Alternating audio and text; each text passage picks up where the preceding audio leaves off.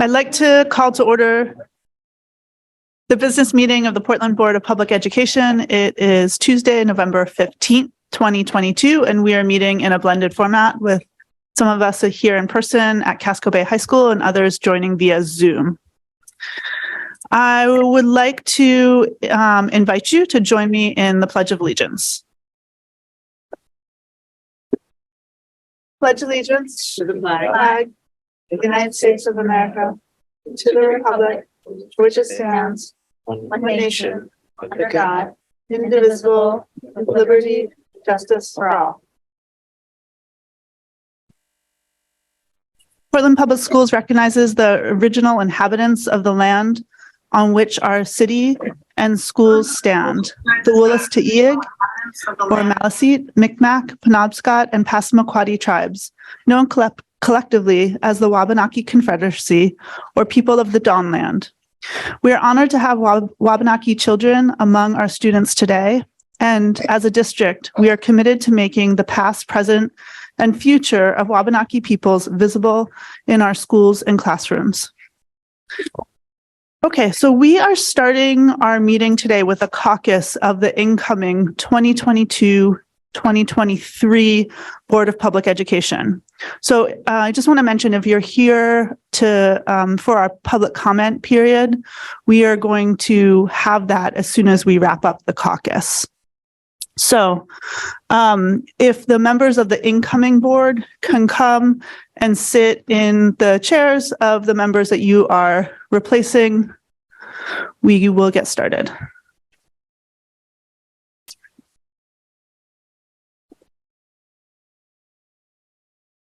Okay, so the purpose of our caucus is to discuss the leadership of the incoming board, specifically the chair and vice chair positions, and to come to agreement on nominations being brought forward at the first official meeting of this incoming 2022 to 2023 board on December 5th, which is our inauguration. All votes taken tonight are considered straw votes and are not binding. Official nominations and votes will be taken at the December 5th meeting. Okay, with that, Mr. Superintendent, may I ask you to please call the roll? Yes, Chair. Ms. Russell-Better. Here. Ms. Bondo. Présente. Ms. Bellew. Ms. Bryden. Here. Mr. Grant. Here. Ms. Lentz. Here. Ms. Opperman. Here. Mr. Youssef. Here. Ms. Ellis. Here. Ms. Francisco. Here. Mr. Hemond. Here. Mr. McLaughlin. Ms. Santiago. Here. And Chair Figdor. Here. All right, welcome to our incoming members. It is good to see all of you. Okay, first it's consideration and action to enter into the caucus session. Do I have a motion? Mr. Youssef, seconded by Ms. Bondo. All in favor, just with a show of hands? Excellent. It is unanimous with the students voting with the majority, or it's unanimous. Okay, so now we are opening the floor. So we're going to start with the nominations for chair, and then we'll move into the nominations for vice chair. So I'm going to open the floor for nominations for the 2022-2023 Portland Board of Public Education chairperson. Is there a nomination? Yes. Ms. Bondo. Thank you. Thank you, Chair. I would like to make a nomination to nominate Miss Emily Victor to be the next chair of the 2022-23 Board of Education. Thank you, Ms. Bondo. Are there any other nominations? Second. Okay, and the superintendent was asking if we need a second, and for these nominations, we do not. So if there aren't other nominations, I'm going to close nominations, and I will just say that I accept the nomination. So now we have consideration and action to seize nominations. So we have to just go through a actual vote. Is there a motion to seize nominations? just formally closing the process. Ms. Lentz, seconded by Mr. Grant, all in favor of closing the nominations? It's unanimous. Okay. Ms. Bondo, would you like to speak to your nomination? Yes, Chair. So my nomination was based on the process then you were involved to the new search of the superintendent under your leadership. And I feel like the progress we have made since that time is really important, and we keep the same leadership so we can continue the process for that transition. Yes. Thank you, Ms. Bondo. Okay, I'm going to speak to the nomination. I just have a few minutes, so bear with me. And then if anyone else would like to comment, you're welcome to, and then we'll go ahead and vote, and then we'll have the same process for the vice chair. So thank you so much, Ms. Bondo, for nominating me for chair, and for your confidence in me. I frankly have mixed feelings tonight about accepting this nomination. I had long been anticipating that board member Burke would be elected our chair tonight, and I was so looking forward to their leadership. I've been mourning the loss for our board and district, and personally, I was excited to learn from Adam. But we must move forward, and it's an absolutely critical year for our board as we select a new superintendent and then transition to that new superintendent. I know I can provide steady leadership for the board through the selection process and transition. Earlier this year, we added a vice chair role to build the leadership of the board, and I'm so optimistic about sharing the leadership and co-leading with board member Lentz, whom I believe you will nominate tonight for vice chair. And I don't mean to get ahead of the vice chair nomination process, but I see our decision tonight about the chair and vice chair as a decision about the team who will lead the board over the coming year, and Sarah for another year or more beyond that. Particularly because we're entering a superintendent transition, it's so important that we have stability in our leadership. I'll have more to say later about why Sarah makes me so optimistic for our work ahead. I would be remiss not to talk about my other priorities if you elect me chair for another year. First, we continue to have very hard work to do to become an anti-racist school district, and in doing so, truly provide an equitable education to students who have long been marginalized in our community and society at large. While the board has passed policy after policy aiming to dismantle systems and structures that perpetuate inequity in our schools, particularly for students and staff of color, we know that changing policy is not enough, and that our students and staff barely feel these changes, if at all. The work ahead will take changing culture, and that is the much harder work. And it's the core work we need to do as a district to achieve the Portland Promise. I'm also focused on our finance department and ensuring that our internal systems meet the highest standards. This year, we restructured the department, adding Terry Young's position as COO, and began a lot of work that will continue next year. From better structuring Munis to meet our needs, to transferring our payroll to a payroll processing firm, to retaining and cross-training our finance staff. And we'll need to evaluate how the changes we've made are working and what further changes we need to make. In addition, coming out of last week's election, I believe we have an opportunity to work with the mayor, city council, and city staff to better structure the school budget process within the existing charter. I've already reached out to Mayor Snyder, and she agreed to start those conversations with us in mid-December.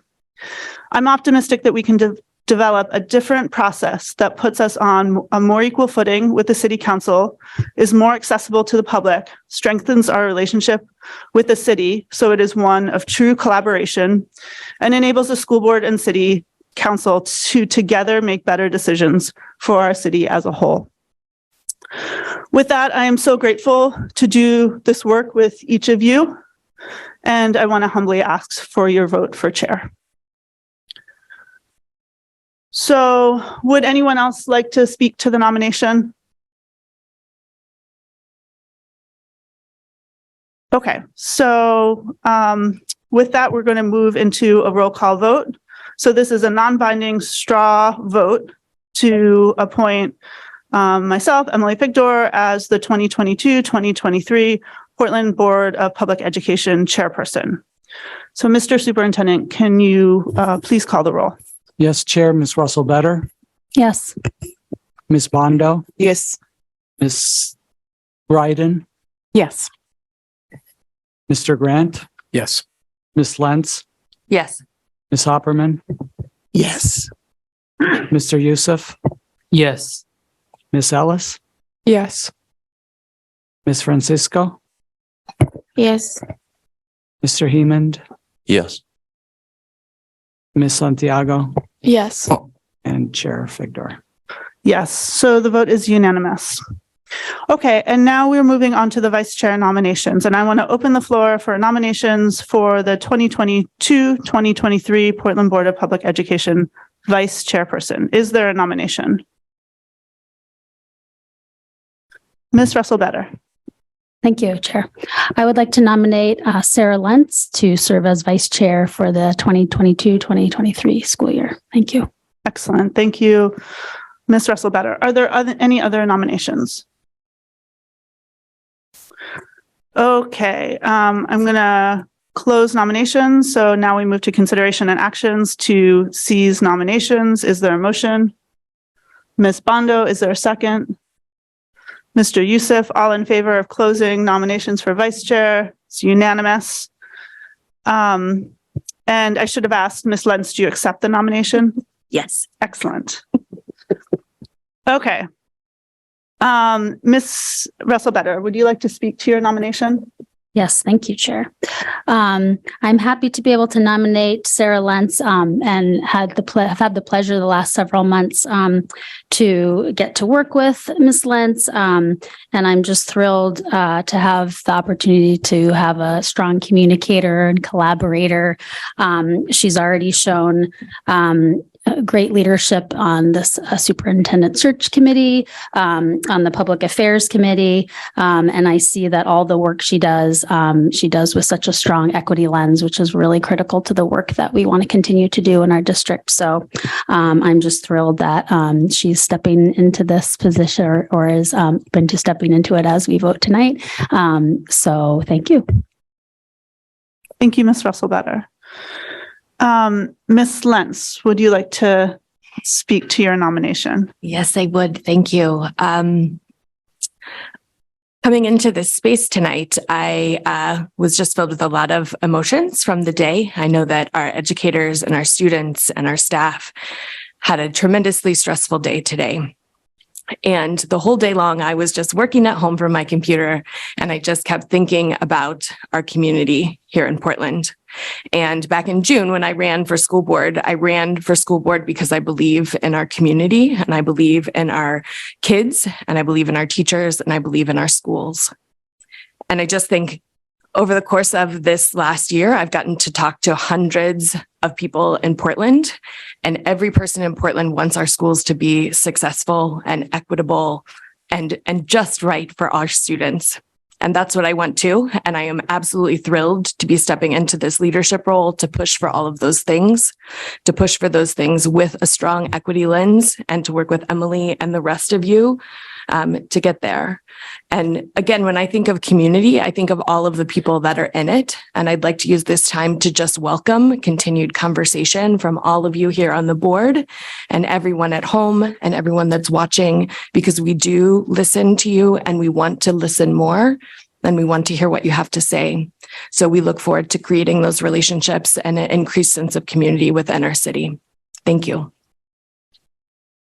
Thank you so much, Ms. Lentz.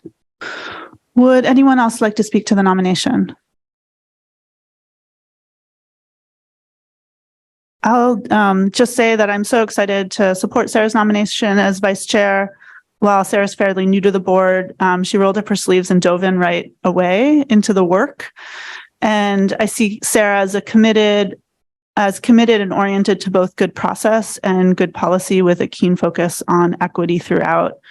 And I greatly appreciate that Sarah leads with her heart, which I personally think is necessary as we work to change culture in our district and make greater progress towards achieving the Portland promise. I know I have a lot to learn from Sarah, and I'm eager for it, and so look forward to her partnership in leading this board. Okay, so with that, we're going to move into a non-binding straw vote to appoint Sarah Lentz as the 2022-2023 Portland Board of Public Education Vice Chairperson. Mr. Superintendent, will you please call the roll? Yes, Chair, Ms. Russell-Better, Yes. Ms. Bondo, Yes. Ms. Bryden, Yes. Mr. Grant, Yes. Ms. Lentz, Yes. Dr. Opperman, Yes. Mr. Youssef, Yes. Ms. Ellis, Yes. Ms. Francisco, Yes. Mr. Hemond, Yes. Ms. Santiago, Yes. and Chair Figdor. Yes, and it is unanimous with our students voting with the majority. Okay, so congratulations, Sarah. I know how awkward it is to vote for yourself. I agree. Congratulations, and thank you everyone for moving through the straw poll. Now we are we have a motion for consideration and action to adjourn the caucus session. Is there a motion? Ms. Russell-Better, seconded by Ms. Bryden. All in favor? Okay, and we are adjourning the caucus session. Thank you so much. Thank you to our new members, and we look forward to seeing you on December 5th for inauguration. Thank you.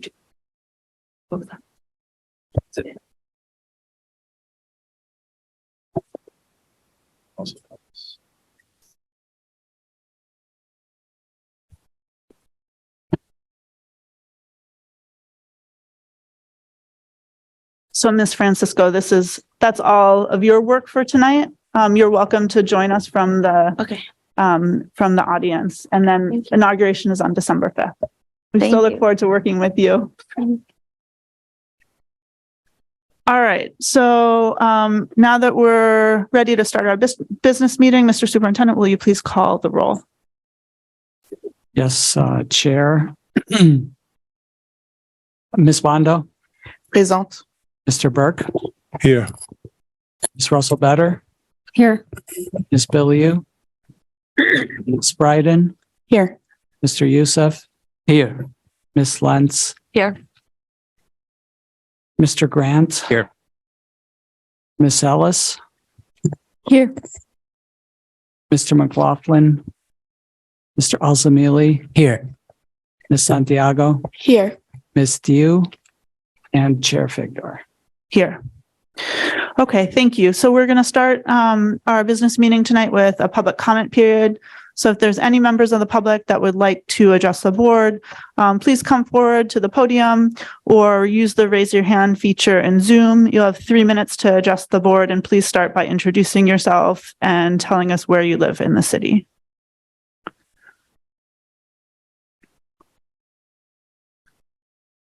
And I don't see either anyone coming forward or any hands, but I'll give folks another minute, another few seconds. Okay, I'm going to close public comment and move right into the report of the chair. Today, as we've discussed, there were multiple active shooter hoaxes at schools throughout Maine, including at Portland High School and later a copycat hoax at Casco Bay High School. It's a terrifying thing, even when it is a hoax. And I want to thank the Portland Police Department for ensuring our buildings were safe. I also want to say that it's simply not okay that we live in a society with rampant gun violence and threats like these that instill fear in our students, our staff, our families, and the entire community. And I will personally take every opportunity I can to advocate for common sense gun laws in Maine and nationally, because that's what it's going to take. I also want to acknowledge and apologize tonight for the disruption to our payroll system that we've been experiencing since October. We had been working since the early spring to transition to a payroll processing firm because we understood our system was vulnerable. But the scenario we were working to avoid occurred, and it has impacted staff over the last 3 pay periods, which is unacceptable. We're working around the clock to fix the problems and communicate transparently with staff who have been affected. And we're aiming to begin the work shortly to transition our payroll to a payroll processing company. It's now a week since the polls have closed on Election Day, and while I'm disappointed that question 5 did not pass, there's more recognition than ever before that the school budget approval process is flawed. Our work is not done to craft a better process that's more accessible to the public, truly collaborative with the city, and that enables the school board and city council to make better decisions for the city as a whole. We can find solutions within the current charter, repurposing meetings that provide little value and trying to align the school and city budget processes. I'm optimistic and believe we can and must do better for our students and our city. And I'm grateful that Mayor Snyder has already agreed to meet to begin that work with us. As for the District 3 seat, it is with a heavy heart that I see Board Member Burke leave the board. We'll have the opportunity to honor Adam's time on the board at the 2022-2023 school board inauguration on December 5th. I want to welcome Julianne Opperman, who I had the opportunity to have coffee with today. I also want to welcome our 3 new student representatives, and congratulations to both board members, Lentz and Grant, on winning full terms. Finally, tonight I am appointing Yusuf to serve on the Superintendent Search Advisory Committee, filling Adam Burke's seat. And that is the end of my comments for tonight. So, Mr. Superintendent, we're going to move to you for your comments. Thank you, Chair. Today, I would like to begin by recognizing Ellen Flores, a special education teacher at Lincoln Middle School. Ellen, do you want to come up? Ellen is the recipient of the 2022 Maine Psychological Association Educator Recognition Award in honor of her commitment to advancing positive mental and behavioral health outcomes for Maine students. Ellen works in the BREATHE program at Lincoln Middle School with students with serious behavioral and emotional needs. She was selected by the Maine Psychological Association for her quote, skills in conducting functional behavior assessments and developing individualized behavior intervention plans, her ability to establish and maintain strong, trusting relationships with students that serve as catalysts for their growth, and her unconditional acceptance of and compassion for all students. Congratulations, Ellen, on this greatly deserved recognition. You're an amazing and great example of our dedicated PPS special education team, educators who are committed to ensuring that every Portland Public School student with special needs can successfully access a rigorous and meaningful education. Thank you for being here with us today, Ellen. Thank you. And I wrote something just briefly to say. That's okay. So students have a story to tell, and they often use their behaviors to do that.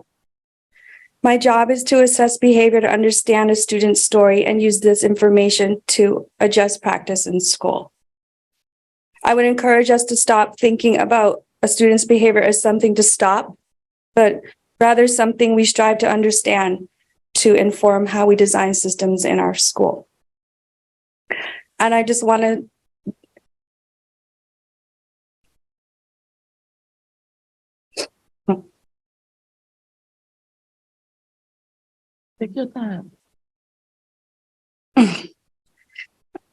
I want to dedicate this recognition to my husband and son who are here with me tonight. If it wasn't for them, I wouldn't be able to do this work. And so Anthony and Isaiah, this award is for you. Thank you.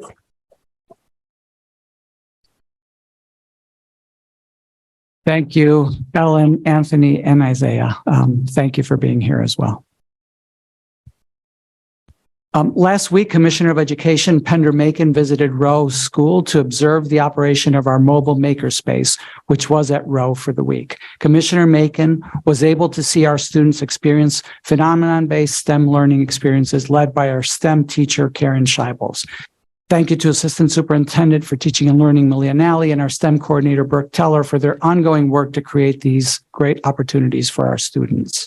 And I saw today in something that the mobile maker space is out at Cliff Island today. And I wanted to find out how we got it out there. I just saw something.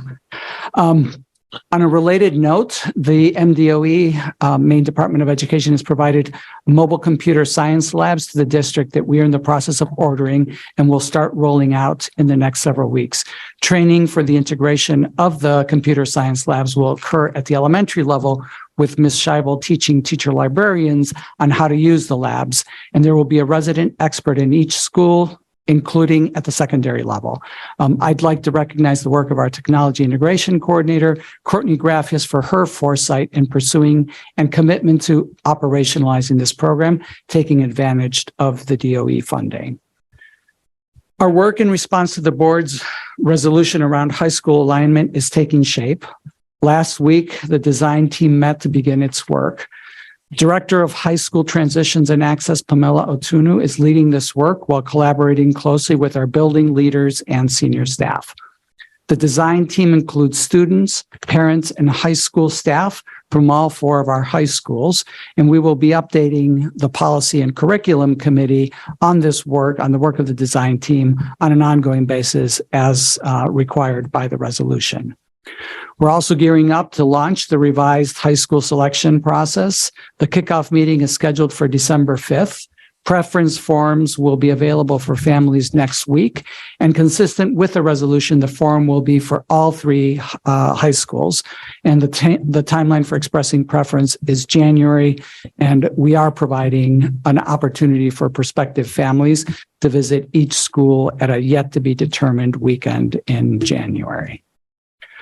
We continue to look for educators to join our team. As we've been saying throughout the fall, we need staff and volunteers to be able to run our schools fully staffed. We're now on the verge of returning to a routine of bus cancellations as we are experiencing turnover and high numbers of staff out due to illness. I've asked our transportation department to develop alternative scenarios, including one that would require changing school start and end times in order to allow us to have double runs to each school, which is similar to how we managed during the 2020-2021 school year under COVID.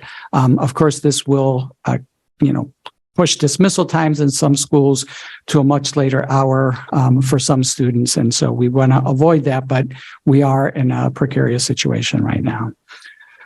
As far as recruitment, as I've said before, we've implemented a number of measures, including increasing substitute pay, paying recruitment stipends, and then most recently, we've instituted monthly recruitment fairs where anyone interested in joining PPS in any of the many open positions that we still have can come in, be interviewed, and if qualified, either be placed in an opening or referred to a school or department for further vetting.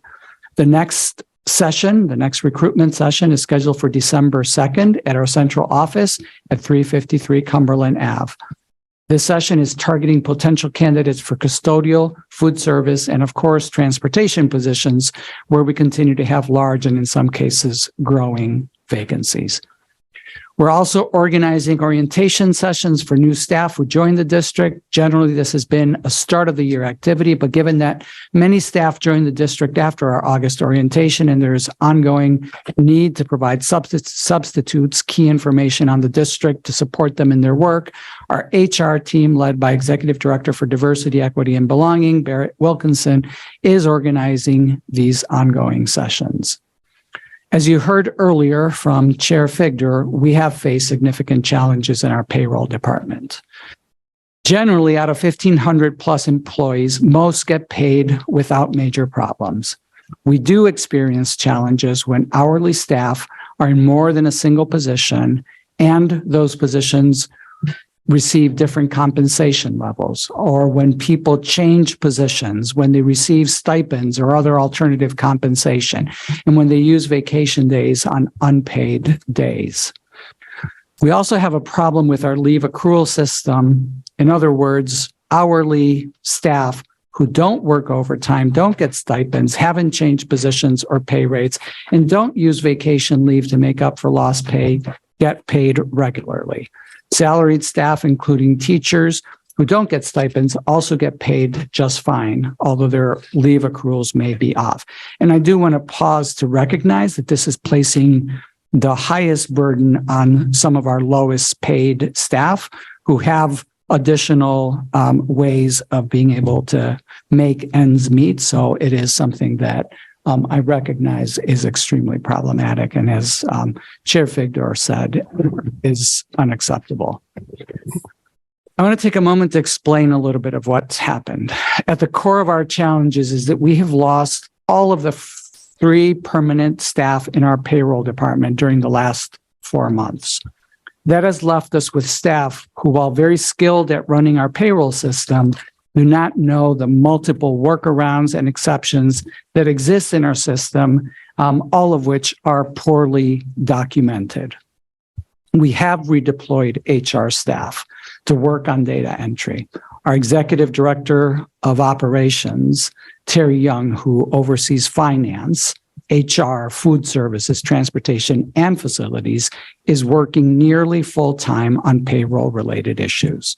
This includes documenting all of the exceptions, problems that I discussed earlier, and working with our staff to understand, document, and fix those problems while making the affected employees whole. Back in May, as part of reviewing the state audit with the Finance, Personnel, and Operations Committee, we indicated that we would be exploring outsourcing of our payroll functions.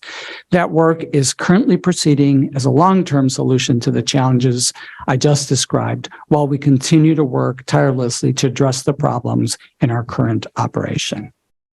I want to apologize to our staff who are not receiving their pay consistently and regularly. I understand the hardship that this presents. Know that we are working hard to correct problems as we find them, and are committed to continuing to resolve these problems and create long-term solutions so that they do not recur. I would also like to take a moment to thank the Charter Commission for advancing question 5 as part of the package of reforms it proposed. While I am disappointed that it did not pass, I continue to be proud of the thoughtful and informed decision-making of Portland voters.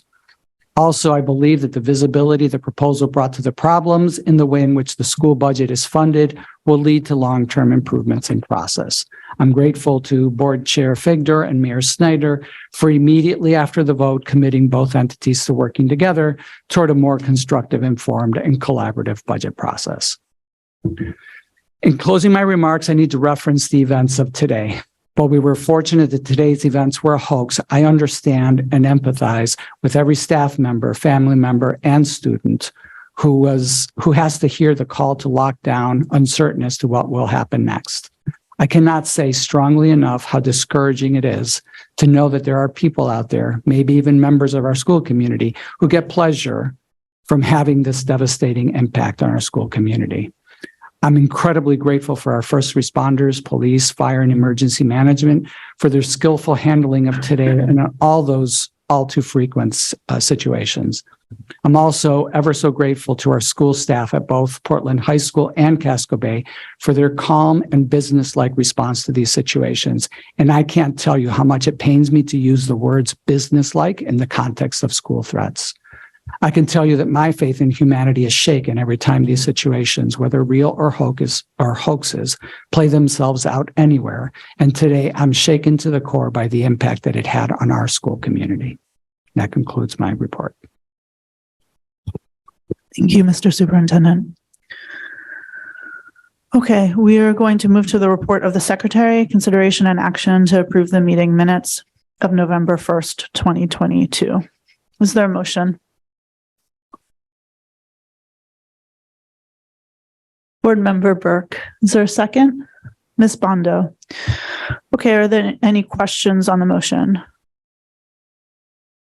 Seeing none, I'm going to move to public comment. So this is public comment on our meeting minutes from our November 1st meeting.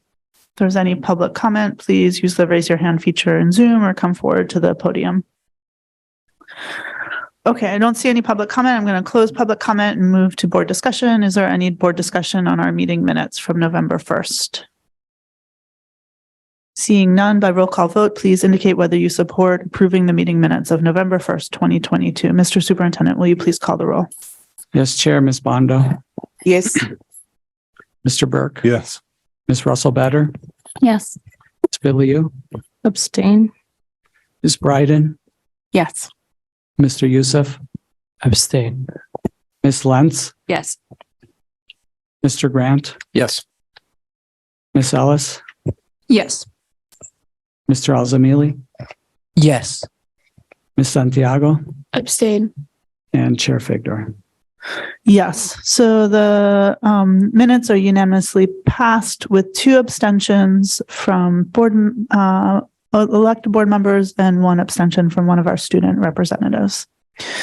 And now we're on to our board focus on educational issues, which tonight is an FY22 summer school extended learning update. Mr. Superintendent, do you want to introduce this board focus? Yes, brief. Tonight's board focus is a review of our extended learning summer programming. Under the American Recovery Act, funding for schools, districts are required to set aside at least 20% of the funding to support learning recovery activities.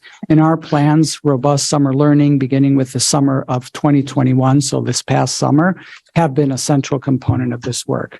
Today, Assistant Superintendent Malia Nally and her team will recap our plans and walk us through the implementation of those plans over this past summer. They will conclude with some observations and takeaways to inform next steps regarding our summer programming. Malia? Good evening, everyone. I'm eager to share reflections on summer school from this past summer with you all this evening. Before I jump in, I do want to caveat that I was unable to do our final walkthrough as a team as we'd planned today, given the events of the day. And I also want to acknowledge that many of our summer leaders have moved into other roles or transitioned off the team. And so we may need to do some follow-up after this evening if there's questions we're unable to answer. With that said, I have an awesome team here this evening, both in person, as you can see, and on Zoom, to talk you through what happened, the outcomes we got, and the investment that we put in. Specifically, I'm joined by, and you can raise your hands when I call you, Nicole Bradeen. She was previously our summer coordinator, and she's now our principal at Longfellow. Gail Cressy, who's our director of academic resource strategy. Jesse Robinson, who I believe is on Zoom, is our director of curriculum and instruction. Caitlin LeClaire, also on Zoom, who's our principal at King Middle School. Elizabeth Hampton, our school completion coordinator at Casco Bay. Carlos Gomez, our Director of Language Development, and Jesse Applegate on Zoom, our Director of Student Support Services. So as for the presentation flow, we'll start by regrounding you in our plan, step through the goals and outcomes, including some illustrative examples of the programming, and then conclude with an overview of the investment, both the money and the people that went into it. Move it forward. Just a recall, this is something for those of you who've been on the board for a while, you've seen before. Our theory of action for the summer is focused on creating opportunities that honor the immediate and long-term needs of our students, focusing on making sure our students feel seen, challenged, and supported in a joyful environment. So both academic rigor and a lot of social emotional focus.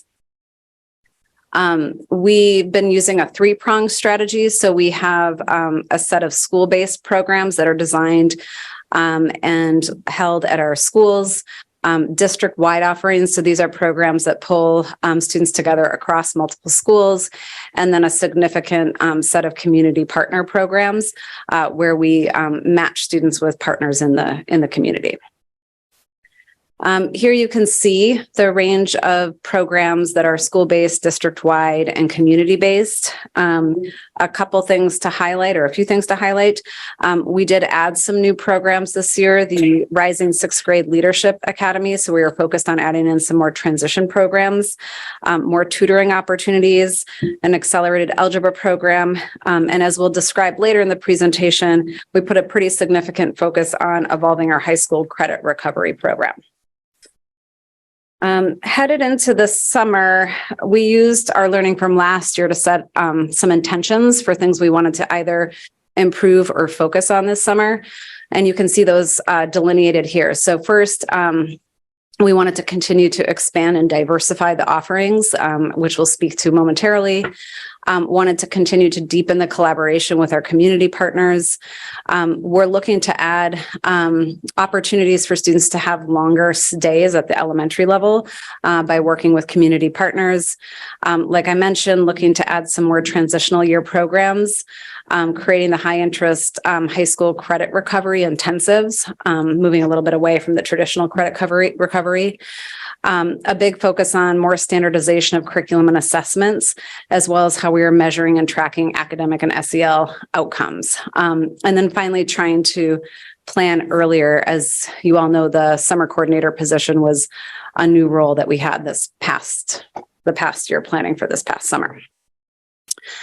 And as for the funding strategy, our plan was to leverage the federal recovery funds that were designated for addressing learning loss. And so for this summer, that included spending down ESSER 2, as well as starting to access ESSER 3. And later on, when Gail talks about our investments, she'll sort of delineate that with more specificity. We plan in terms of a budget for 2,500 seats, an average of 800 per seat. So that was a $200 million budget that we set. The reason for 2,500 was that last year we had 2,166 seats. So those were not unique students, those were seats. So some students might have accessed a community partnership plus a school-based program. So since we were trying to continue to expand, we set the target at 2,500. As for the goals that we set, we had 3 types of goals. The first was access. So this was about, we measured this through enrollment. So increasing the number of students enrolled in programming from the baseline of 1,650 unique students. We set an engagement goal, which we used attendance to measure. And so we were looking at trying to have 80% of students regularly attending. And when we say regularly attending, that's attends 75% or more of the time. And that was up from last summer where we were at 65% were regular attenders. And then finally, we had an impact goal that we broke down into academic and social emotional learning. And so when we talk about outcomes, we'll specify that because those were kind of specific to the program in terms of the types of academic and SEL goals we set. So I am going to pass it off to Nicole Bradeen, who's going to talk through some of the results in terms of access and engagement. Thanks, Malia. Excuse me. Good evening, everyone. Apparently, it's crackling. Okay, there we go. Thank you very much for your support tonight. I'm here to talk about. No, I don't know. Maybe I'm too close. Okay, we'll try. Sorry, we need to get the laugh out from today. It was one of those days. So I'm here to talk about access, and we measured our access by student enrollment. As you can see, we had our access goal was over 2,000 students, and we met our goal of inviting 2,500 students. We had 1,800 students in district programs, over 650 students placed with community partners. And so that included internships plus our what we call camps or community partners for a total of over 2,500 student enrollments.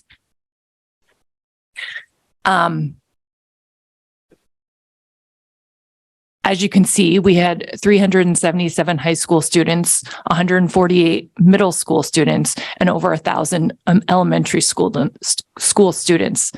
High school programs involved intensives and internships, language academy, and affinity groups.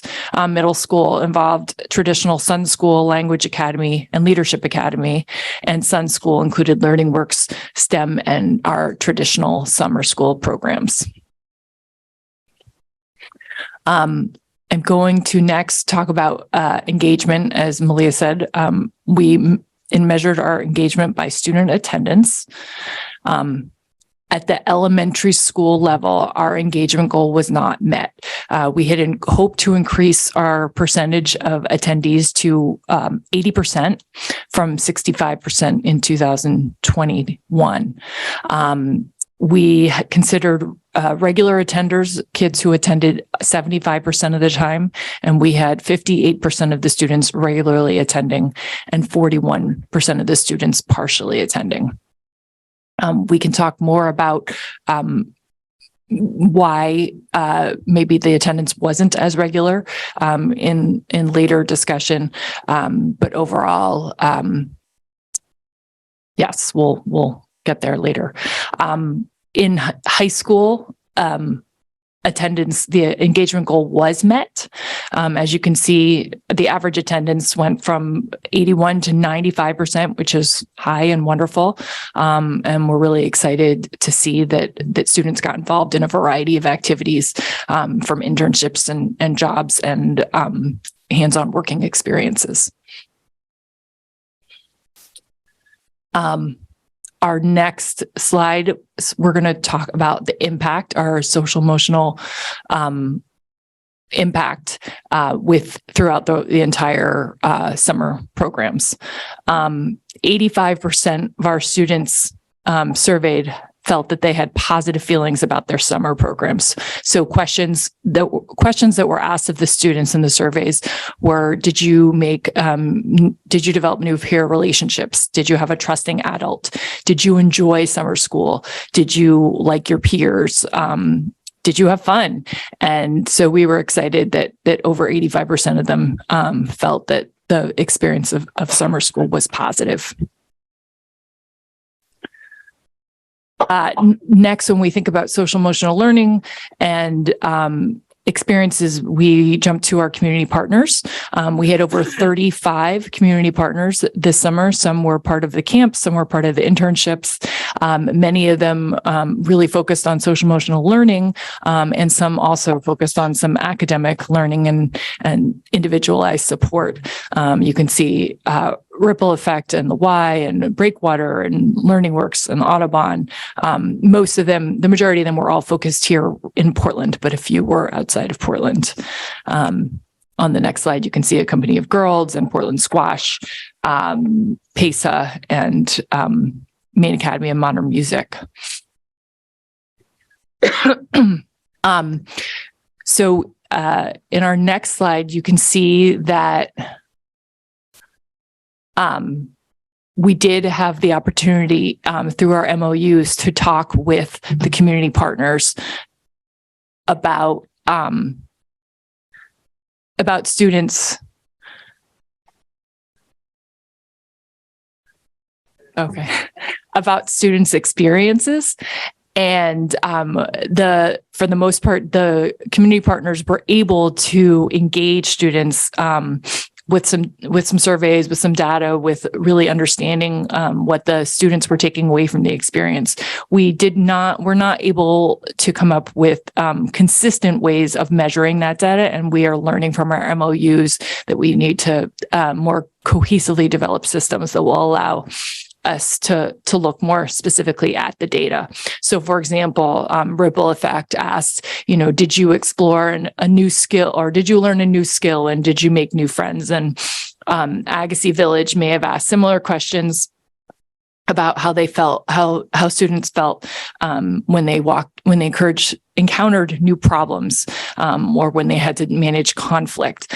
And again, some of these numbers are from the programs holistically. They weren't able to fully pull out data from Portland Public School students. But again, that's something we're learning about, and in the future, we'll hope to really call out more specifically.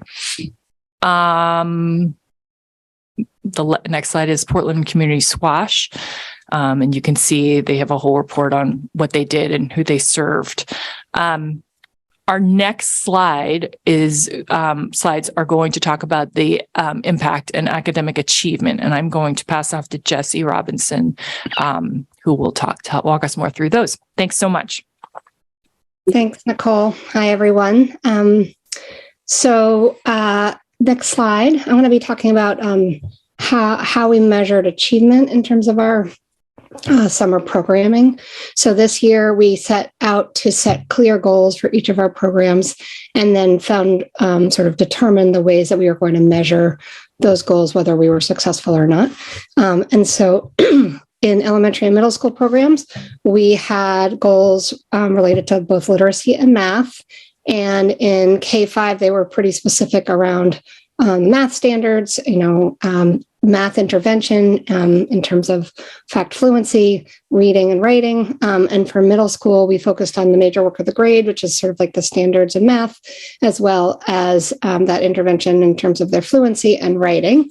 At the high school programs, it was really focused on giving students credit recovery aligned to the standards for graduation standards.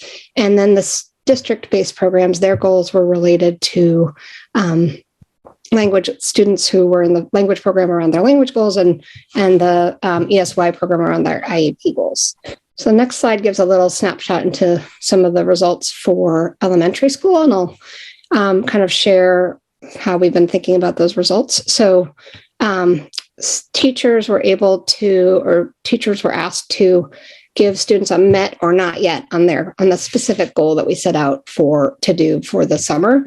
And so for building fact fluency, the blue is met the goal and the orange is not met, and the gray is missing grades. And so we have, for the students that we were able to get data on, we have over half of them met their growth goal for the intervention program, which is great. But we were kind of expecting more in that sense because that was around growth and we were expecting all students to grow. Whereas the next one, which is major work of the grade for elementary school, that was sort of like meeting a standard that they didn't meet during the year. It was just 15 days of school. And so for them to meet that standard was pretty impressive in that short amount of time. So we kind of expected it to be a little bit lower. 43% was around where we kind of expected it might be, given that it wasn't as long of a program as we might like. The reading goals were a little bit differentiated based on the school program.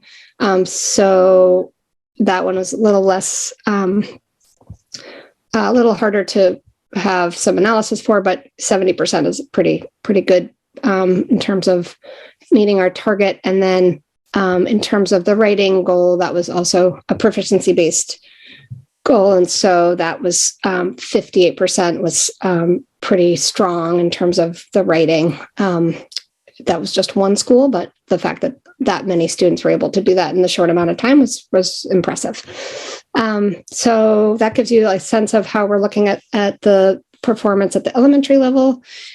For this slide, so we students who end the year below grade level and don't receive some form of high quality intervention, our research shows that are likely to experience summer slide and therefore are likely to return to school lower performing than they were in the spring.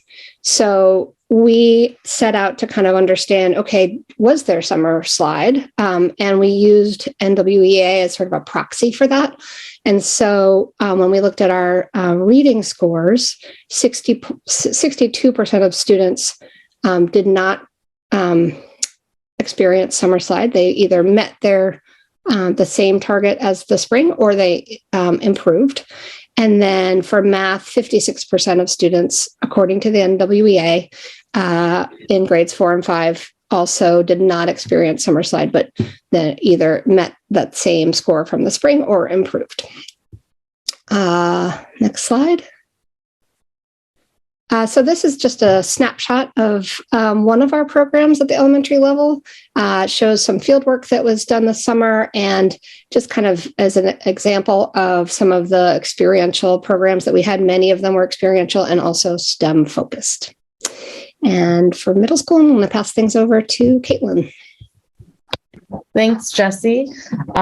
Just want to present a little bit about the middle school Sun School experience. We met for just about 2 weeks right at the end of the school year in an effort to catch and keep our students at the end of the year, with the goal being, as Jessie mentioned, to help students to meet standards in reading and writing and math. The specific standards were identified across the school leaders and teaching strategists by pulling data from Infinite Campus and seeing areas where most of our students needed additional support in meeting standards. We conducted outreach which was done through administration, our advisory, our crew teachers, and our school counselors and social workers, to really try and encourage students. So it's not mandatory at the middle school level, but strongly encourage students to come to Sun School and participate. At the middle school level, the goal is to provide this intervention, and once students are able to demonstrate that they've mastered the standards, they no longer have to participate. So our attendance data is a little bit different in terms of tracking than the high school and elementary schools. And just want to say that this is one strategy to help students achieve standards. So students were identified in the spring and had the opportunity, with the support of content teachers, crew teachers, administration, and counselors, to meet standards that had not yet been met before attending Sun School. And while it's optional, has been strongly recommended and encouraged. And so this is one intervention. While we hope to see that in the future, attendance would increase, have seen that there has been success with the students who were able to attend Sun School.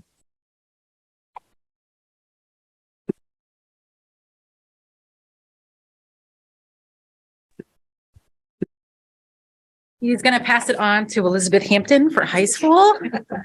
Hi, guys. I wanted to talk to you a little bit about the high school programs.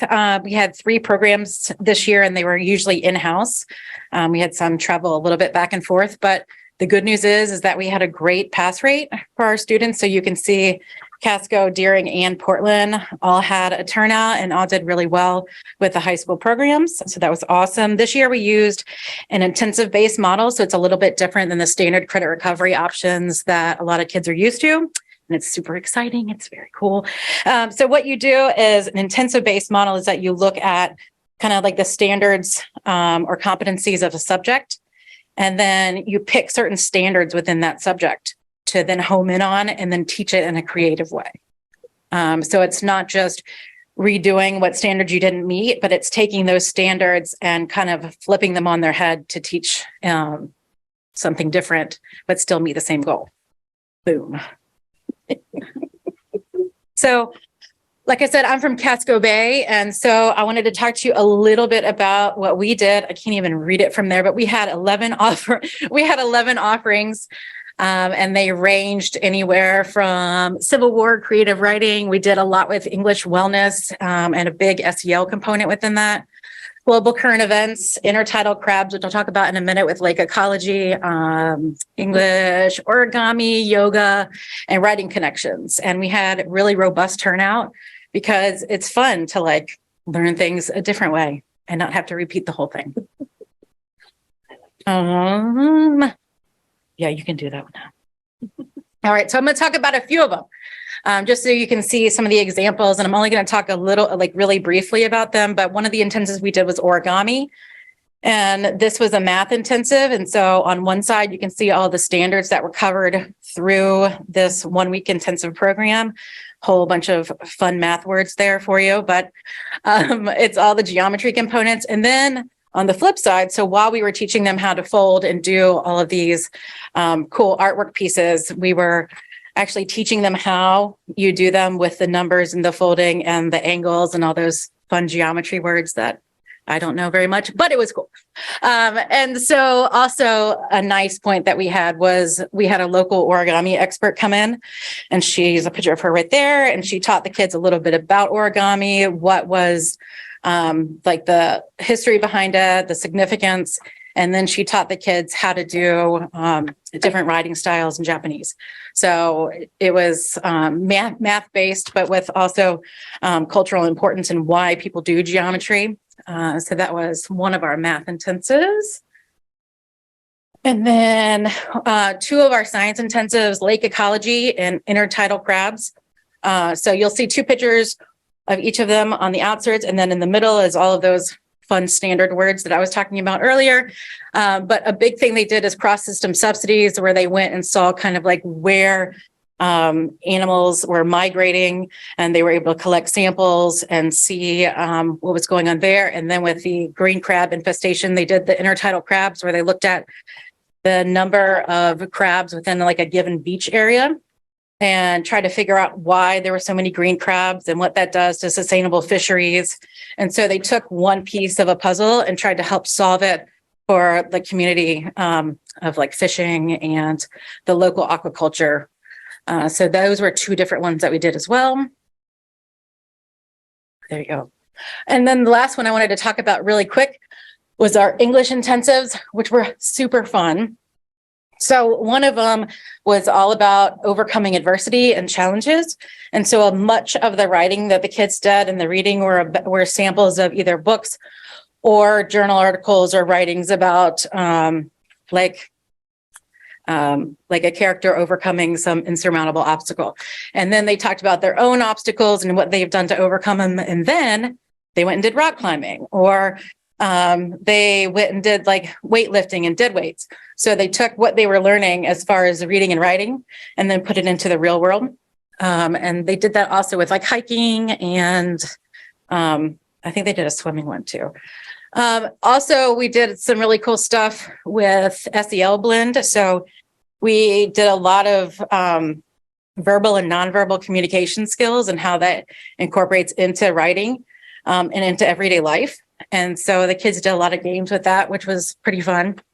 And then we did some yoga. Sea Change Yoga came in and did some meditation and mindfulness. And then the kids got to journal after that. And so we turned those journals. We actually bought the kids all journals, like real ones, which was nice. And so throughout their time, they were able to do journals, and then the teachers would look at them, and then they got to keep them and keep journaling throughout. That's a really fast thing, but if you have any questions, we'll talk after. Thanks.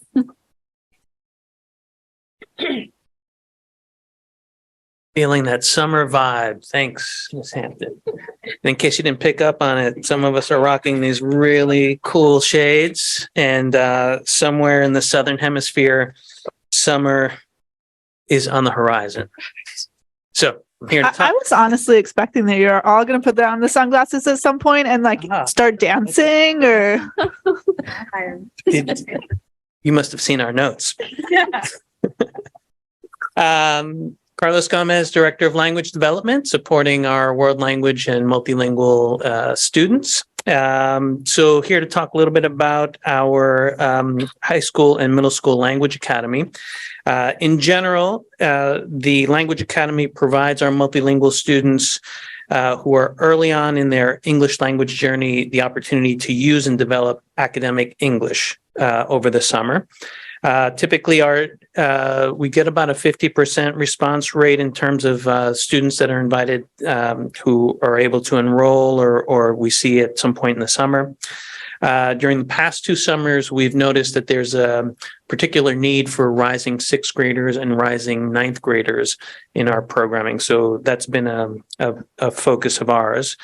And all of our work really comes to life with our partnership with the Center for Grieving Children and the Maine Audubon and their volunteers for both those groups who really help us build community. At the high school language academy level, you see some of the access, engagement, and impact that our program has had this past summer. We had a wonderful group of teachers, ed techs, and volunteers who helped students establish and meet WIDA standards of interpretive and expressive domains, as well as social emotional learning. Among their outcomes is included a theme-based project, which incorporated community values into content areas of math and English.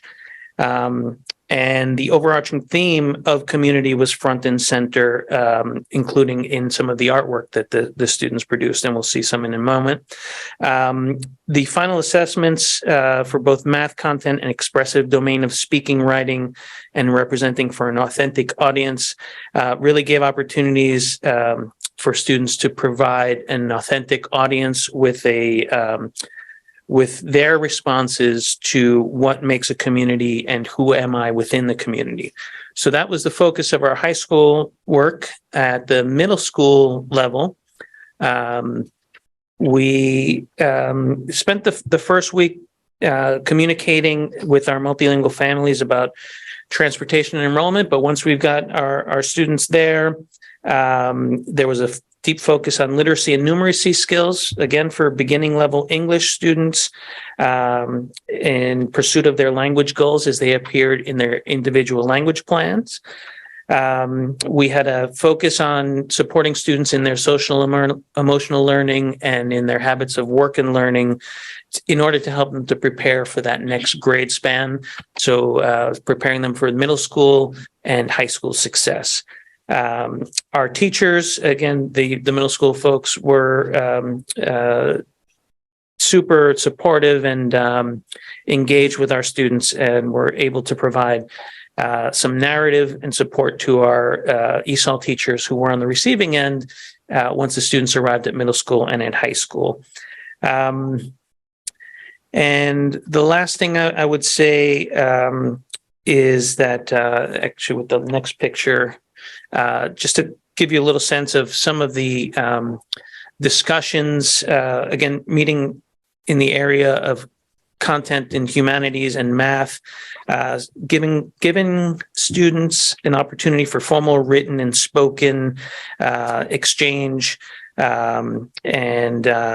and expressing their creativity through silhouettes and collages and artwork and poems, as well as informational paragraphs around some of the flora and fauna that they experienced through their work with the Maine Audubon.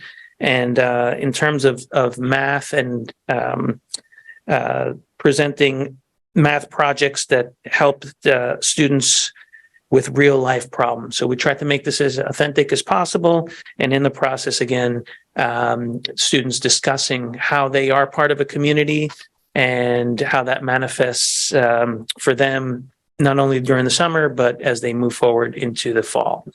So it's a little taste of what the Language Academy came up with, and I will hand it off to Jesse Applegate, our Director of Student Support Services.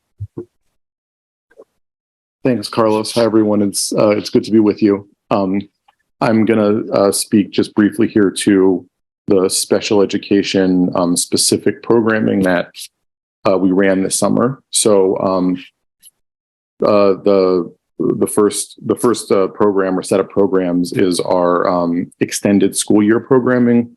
We sometimes refer to it as ESY by shorthand.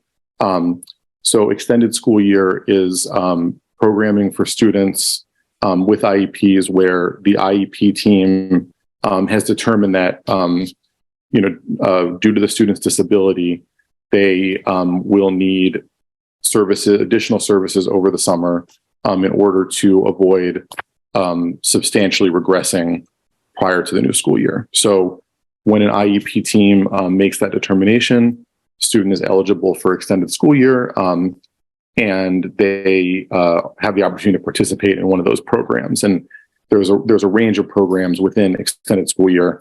Some of them, particularly for students in our specialized programs, look more like a typical school in the sense that they're attending daily for the whole day or most of the whole day. And then we also have programming that is more happens more like once or twice a week, small group, sort of academic focused. So there's a range within that. And again, it's what program a student attends depends on what the team decides and what's best for that student. So that's extended school year, which we run every year. This past summer, we also ran, in addition to that, something unique, which was we, due to the hybrid learning that happened in the 2020-2021, that's correct, I think, school year. Some students we determined were actually eligible for compensatory programming as a result of that compensatory special education programming. And again, that was an IEP team decision for each individual student. But for the students where we made that determination, they were also offered programming this past summer based on that. And we, in order to run it, we essentially used our extended school year framework. So we had within those programs sort of students, both who were receiving extended school year or compensatory services. Some students qualified for both. So it could be one or the other or both that students received, but those were the two sort of sets of programs we ran, and that's what these numbers reflect here. So just to go through that, so that was a total of 403 students who were invited to it, and of those, 288 ended up actually enrolling. And our attendance in terms of students attending at least 75% of the time, you can see was about 39%, and then a very similar number of students who made progress toward their goals as a result of attending there. So that's kind of what the summer looked like for us in the special education programming. And I think there's one other I'll just mention too, just to give a little context, like Carlos did, that many of our students who participate in extended school year have IEP goals related to community engagement and life skills and things like that. So these kinds of trips, you can see here, like the kids having a lot of fun working on those sorts of goals and really loving it. So yeah, thanks for the opportunity to present on this.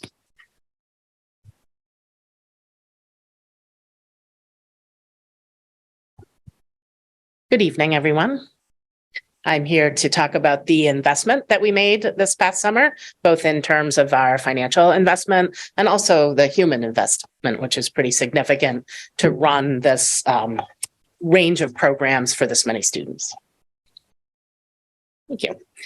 So I'll remind you that we actually had access to $2.5 million in ESSER funds to run summer this past summer. You can see from the graphic that we actually only accessed $1.5 million of the ESSER funds to run all the programs that we did. And it was about an even split between personnel costs and non-personnel costs. Our strategy, as Malia spoke to before, was to spend down ESSER 2, which expires first. And since we already had systems set up in ESSER 2 to code payroll, we used ESSER 2 for salaries and benefits of our summer staff, and then accessed ESSER 3 for the non-personnel costs of summer contracts, supplies, et cetera. We had additional funding that we accessed beyond ESSER.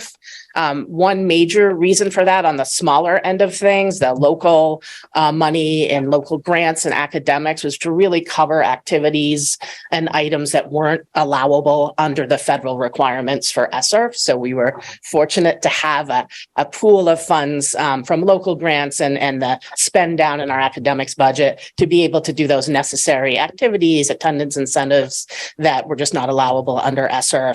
The ESY program that Jesse just spoke about was funded by the local ESY special education budget. And then we had a couple of specific programs that we used our title funds for, the STEM camp for the students at Talbot, and then our summer reads program where we mailed books home to families. We accessed some of our Title I funds that we needed to spend down. And then to our human resource investment there, you can see from the numbers, both in what we spent of ESSER 2 funds, and then on this slide with the number of staff that's an incredible commitment in terms of the number of staff to run the programming the way we're doing it currently. It would not be possible to do all of these programs for students without the dedicated staff who committed so many hours in the summer months to ensure that students had a meaningful experience. We're fortunate to have lots of talented educators and interns that worked directly with students and also reached out to families and supervised the programs in schools. We had amazing community partners that Nicole spoke of in terms of those internship and camp experiences. We had great leadership in Nicole Bradeen and Molly Myers to oversee every detail at the district level. And then we wanted to highlight too on the right side of this graphic that in addition to the staff that we pay out of summer funds, there are year-round staff, more than 40 year-round staff in various departments who carve out time in their busy schedules leading up to the summer months and during the summer months in order for operations to work and have that mini version of school in the summer months. So a big shout out and huge thank you to all the staff that were involved in the summer programming.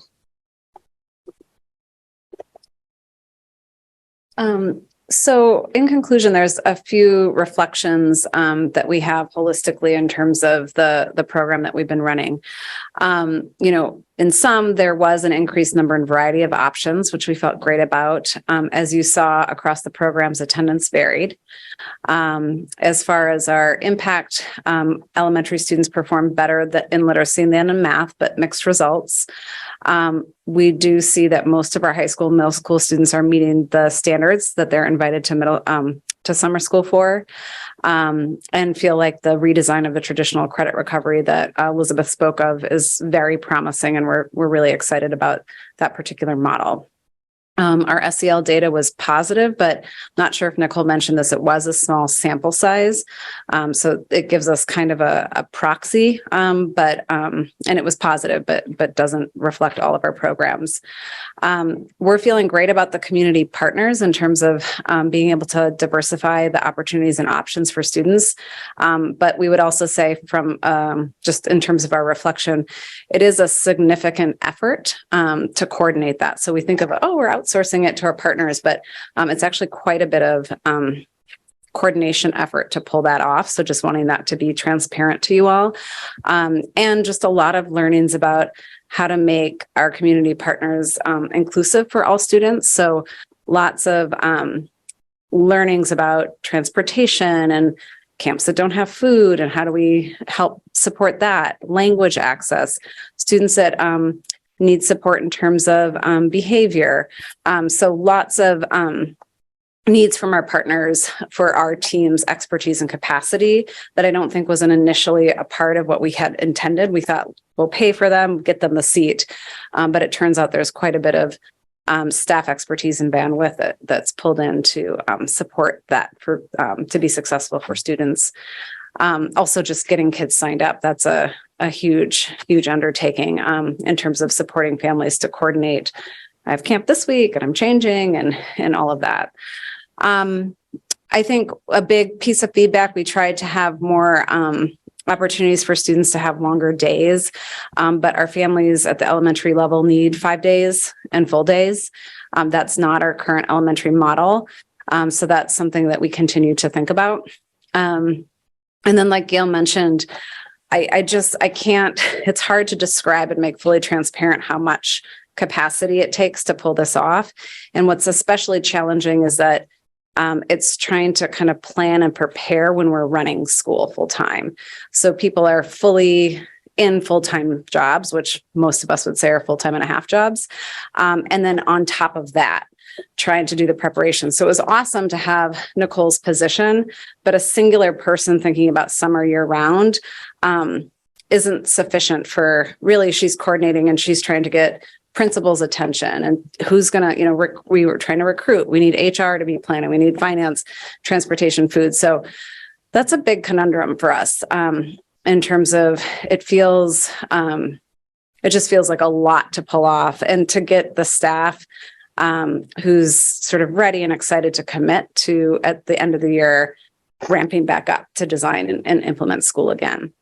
And so I think the final reflection here is that we're continuing to reflect on the model and the overall return on investment to determine our path forward. So we don't have our recommendation here this evening. This is really just kind of a report on looking back, but just want to make transparent that we're kind of in active discussions about whether or not the particular constellation of programs and the way we're kind of managing and coordinating that is something that feels sustainable and like the amount of effort is yielding the kind of impact that we want to see in terms of student achievement and social emotional learning competencies.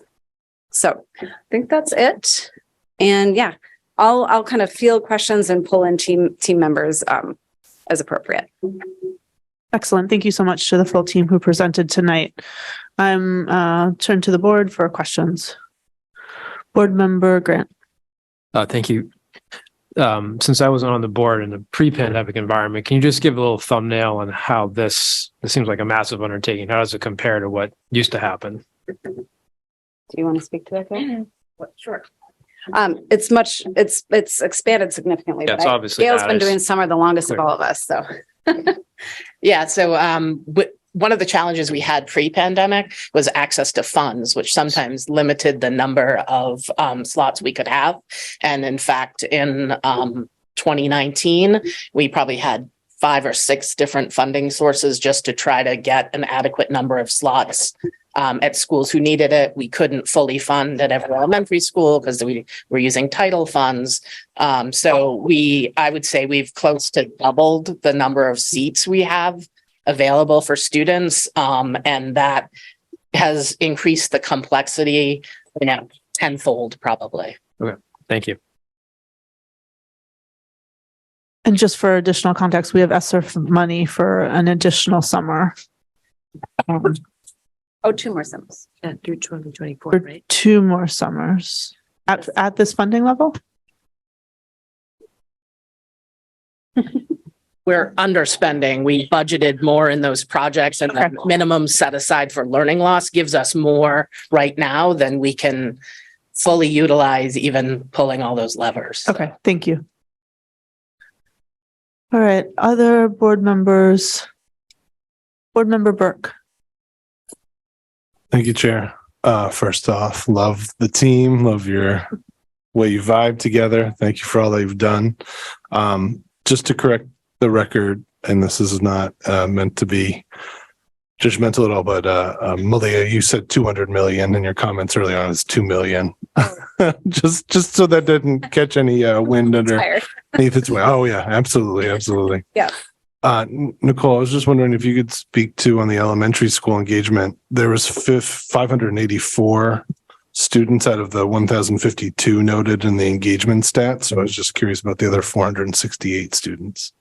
So we had a survey, and we had intended to give it to all the students in the elementary schools.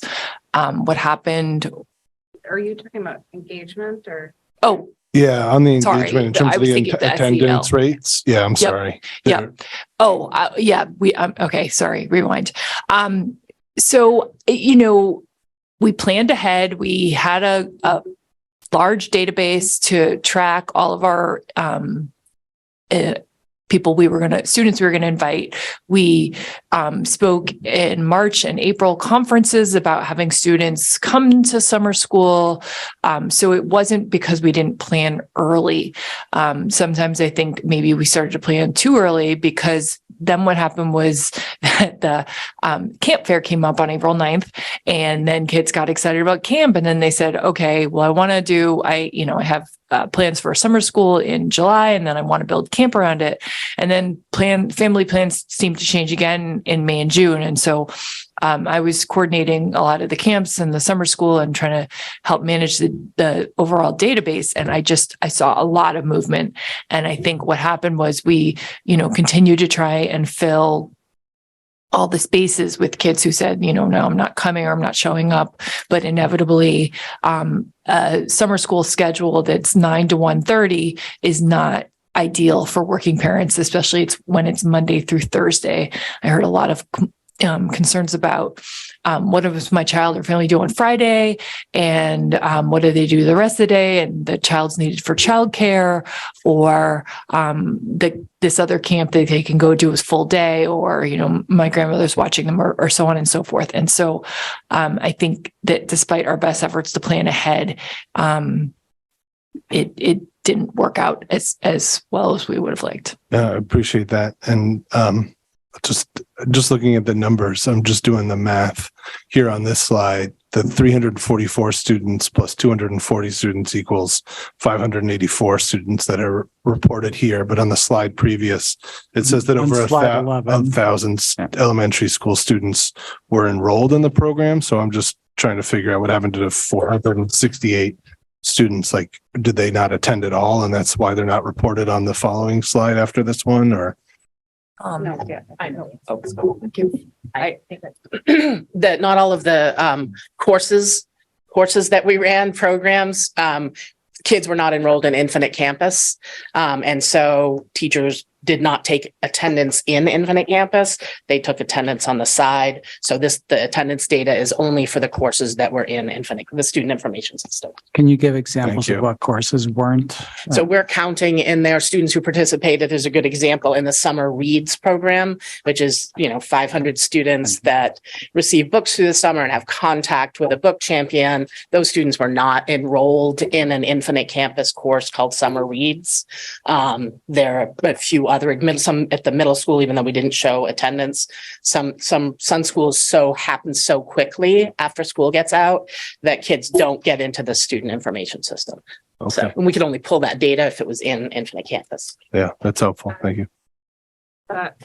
So Gavin had helped us build a very large database to try and track all this information more meticulously. And then what happened was there was a lot of turnover within the staff of summer school. So when we actually came down to working with the teachers, specific teachers in summer school, there was some confusion around how the data that the staff was tracking in the broader database then got rolled over to IC. And so there was some missing data and missing gaps, not that people weren't doing the work, but they actually weren't recording it as much as we had hoped. And so this really extensive database we created, just again, being the first time that we used it, was an imperfect system.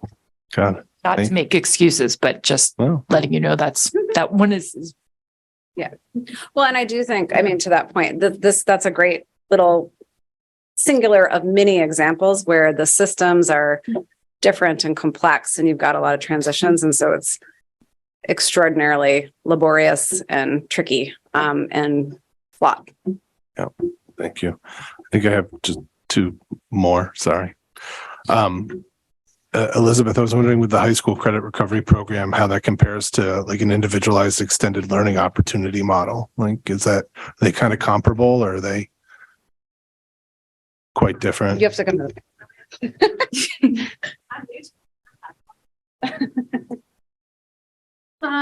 So really like the individual learning model versus I feel like with summer, the biggest thing is that we're building this community involvement within the courses.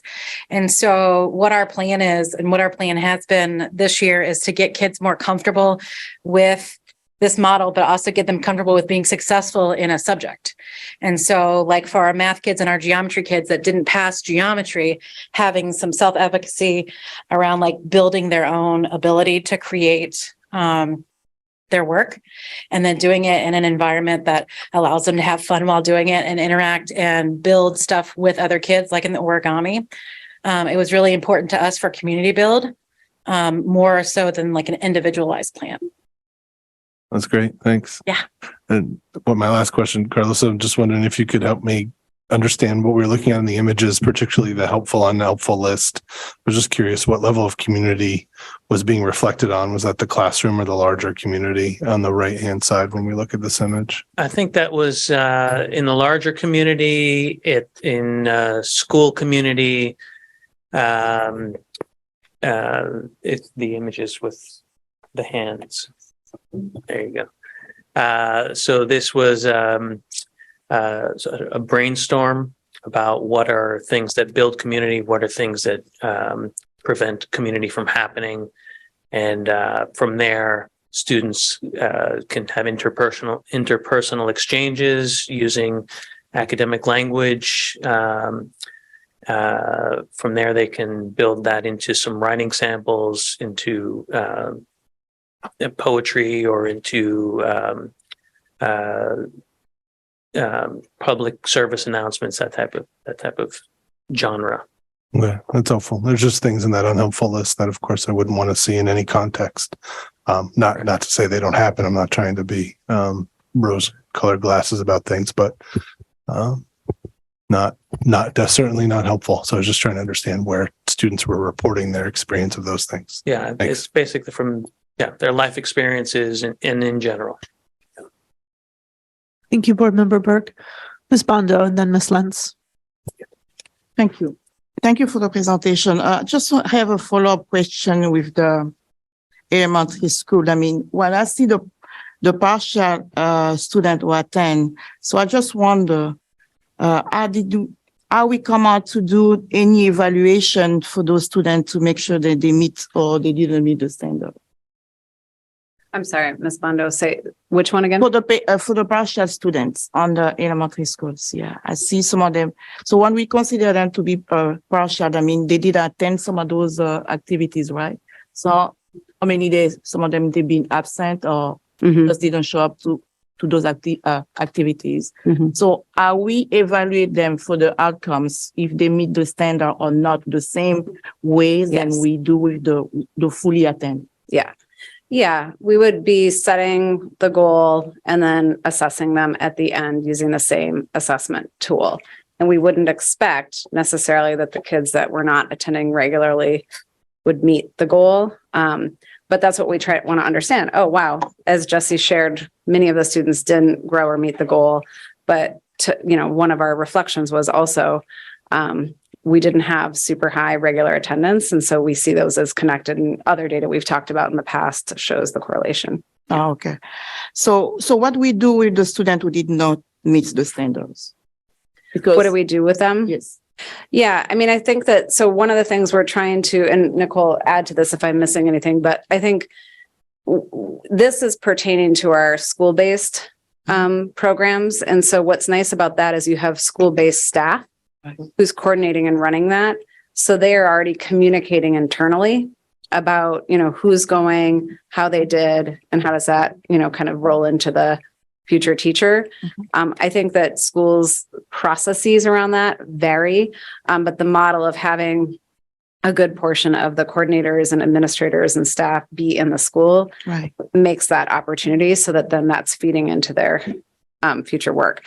I think something I'm hoping we do as we're doing this bigger picture reflection is we're thinking about ways to even more have that kind of ongoing support. So not just like this huge event to plan summer, and then we're back to this huge event to plan school, but how do we integrate, tutoring, community partners, et cetera, ongoing. So it's more of an ongoing set of supports and not these just sort of blips in time, because I think that would support what you're asking about as well. Yes. All right, perfect. Thank you so much. And for the language academic, I think it's for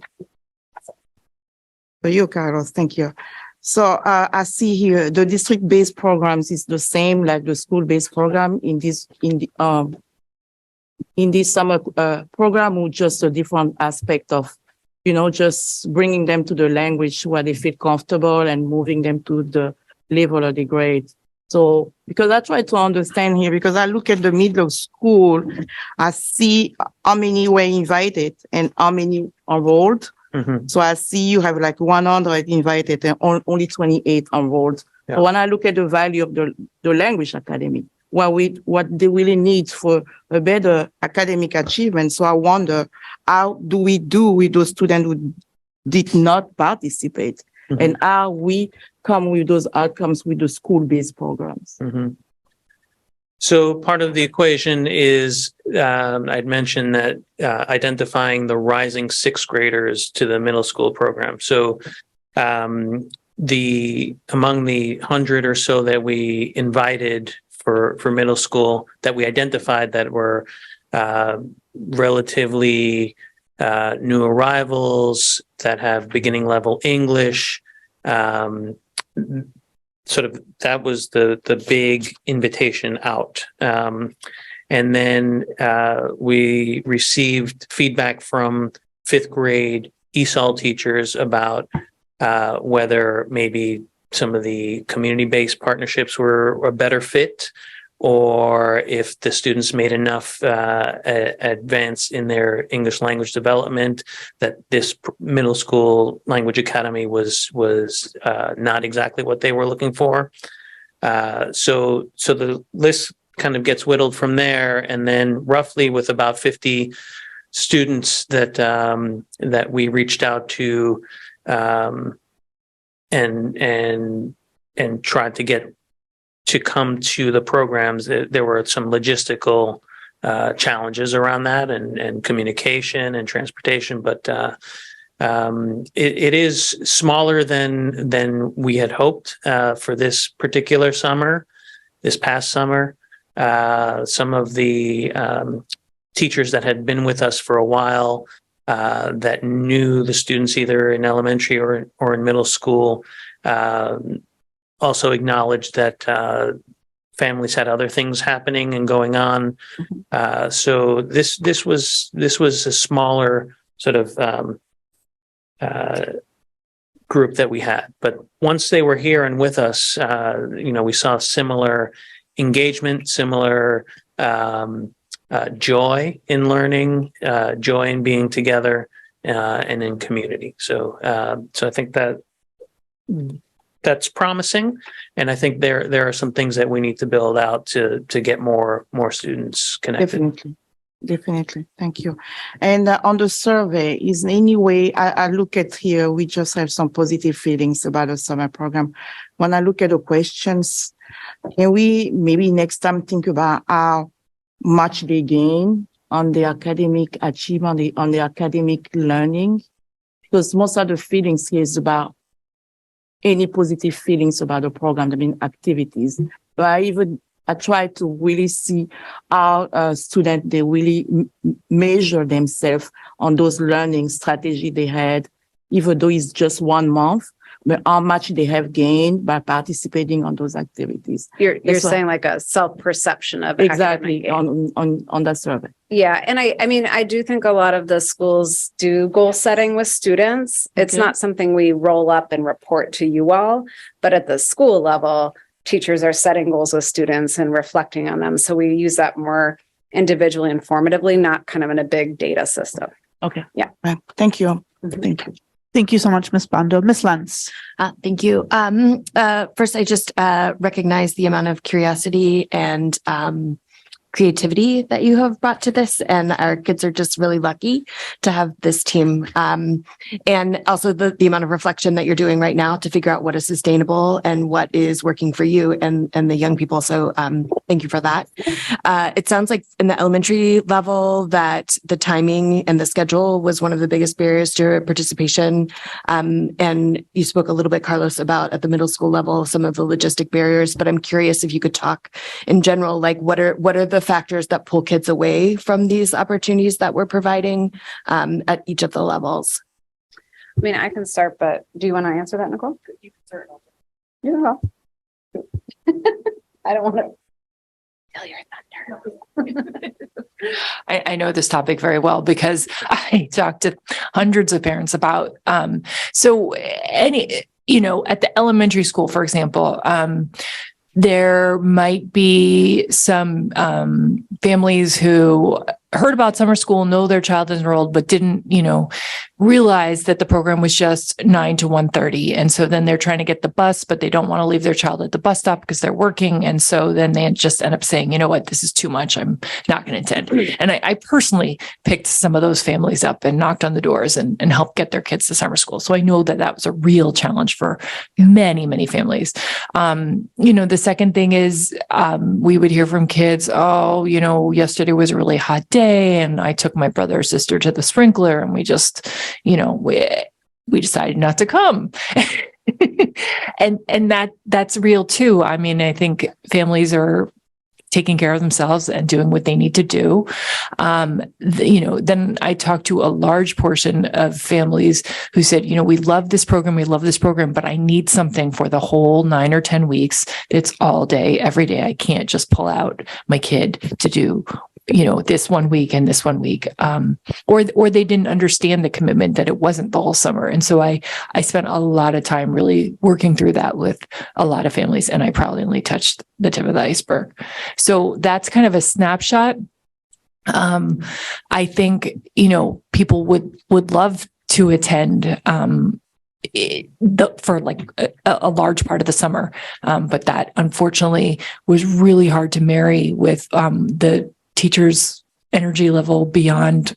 Most of them worked on average a month. There were a handful of people who worked 10 weeks through summer school and ESY and middle school, and they're amazing. But I just don't think that the staff's energy level on average could match what perhaps needed to be aligned with families. And I would just add middle school. I think, we've been grappling with this middle school model for several years now. I think one of the things that happens is students get invited based on key standards that they're missing. And with the proficiency model in middle school, they can make up those standards before summer. So there is some degree of shrinkage from the invited numbers to who shows up, because students are motivated to stay after school, before school, or get that work done. And then I think, it feels a little bit like, you're a middle school kid and it's summer, and now you have to go back to school. And I think, like Caitlin had mentioned, we try to do it right after school, so we still have them. But I think we're still really looking at that model and sort of asking questions about if that's really truly working. Also, it's very short. So for kids that are significantly behind, just not convinced that that's sufficient to truly target their needs and fully catch them up. Great. And then my other question is, are all these programs running concurrently? Are they staggered? What does the schedule look like? I mean, the middle school is the one that goes right away. And then elementary school is basically July. Okay. ESY, I think, is the longest, most of the summer. And then are you guys July? Yeah. Yeah. So mostly July, with the exception of middle school starting right away, and then the longer ESY, and then community partners we're going throughout. Thank you. Yeah. Thank you, Ms. Lentz. There are other questions from the board. Board Member Grant. Just one follow-up from that discussion. I mean, I think Nicole probably answered this, but even if you wanted to, could you do more? I mean, it sounds like you haven't even spent all the money, so it's not a money issue. It's just a human capacity thing. So I do not feel like I could imagine. I think it was we're sort of maxed out where we are. Beyond. Okay. Thank you. Yeah.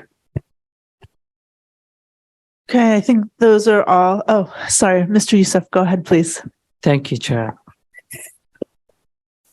Thank you so much. I do have a question about the transportation enrollment. Are there obstacles to have, I think the goal was 45 and we have 28 enrolled? Are you speaking about Language Academy specifically? Yeah. Was there a transportation issue there? We work with transportation as much as possible. Transportation, school buses were provided for middle school programs. And again, trying to focus on those rising ninth graders. So there was no transportation for the high school students. However, transportation and the bus drivers were very helpful, especially with siblings, to have them on those bus routes. But there were several students that lived within, that were used to having transportation when they were at say Rowe or one of the other schools closer to Deering, but because the actual site was at Deering High School, they weren't provided transportation. They lived closer to, in other words, they lived closer to Deering than they're sending school, or the routes were, the radius was just outside. So that was a barrier. Thank you so much. Sure everyone knows about. So during the transportation routes for the bus in the summer are different than the transportation routes during the year. And I don't think that all of us, and myself included, realize that until a time that we did have time to plan for it, but it still is a lot of communication. So Molly Myers had made these incredible maps that detailed where kids were going to get picked up. And then I used them and then morphed them and worked with lots of school staff and families and directors to try and show that it would, the pickup locations would be different than during the year, and it wasn't regular school year, and it was a different time and a different pickup location. And honestly, that's another reason why we may have lost some people. But yeah, during the year, the kids get picked up at the regular stops at their times, and during the summer, they actually have to walk to a specific place to get picked up. And so that is a huge shift, although that's been happening for several years, right? So, but again, it's a big communication piece that we have to surmount. And I think it's important to also understand that not all of our bus drivers work year round. So that is, so there are fewer bus drivers in the summer. Thank you so much. Appreciated the work that you guys doing. Thank you, Mr. Youssef. And I just want to echo Mr. Youssef's sentiments. This is just an incredible undertaking, and just want to appreciate the variety of opportunities that you're offering students and what you're able to pull off on top of running the school year programs.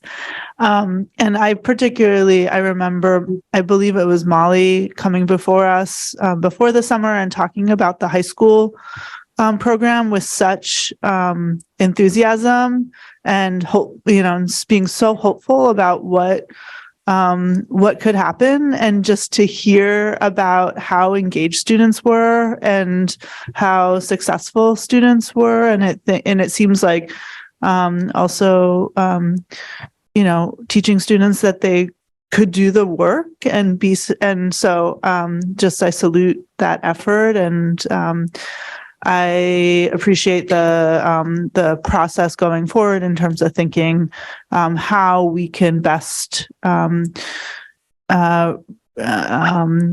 summer school, and I don't mean it like that, but in the future in a way that is going to support our students in an ongoing way. So I appreciate not just doing things as we've done things, but thinking about how we can have the most impact and do so sustainably for our staff. So thank you so much to the full team that presented tonight. And Mr. Superintendent, I don't know if you have closing remarks. No, I just want to know why Aaron didn't get sunglasses. I was wondering that too. Aaron, you Too cool for school. Thank you, guys. Thanks for all the work that went into the presentation, but especially for all the work that goes into running summer school. Now I see why he didn't get sunglasses. Right. Getting them. Is that all right? Okay. So we are about to move into considering a number of policies and hopefully passing a number of policies, and then going to new business, personnel items, a workshop. Before we do that, do board members want to take a 5-minute break? Okay, so I saw a lot of heads shaking yes, so we're going to take a 5-minute break. We'll take a 6-minute break and come back at 7:55. Okay. So we are back starting with old business. And first we have consideration and action to approve revised policy DJ, purchasing. Is there a motion? Ms. Bondo, seconded by Ms. Lentz. Mr. Superintendent, would you please speak to this motion? Yes, Madam Chair. 1 second, please.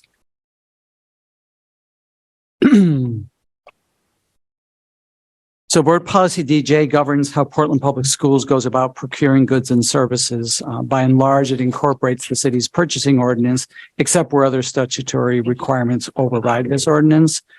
This summer, District Council advised staff that the district needed to update Policy DJ to incorporate the federal unified grant guidance.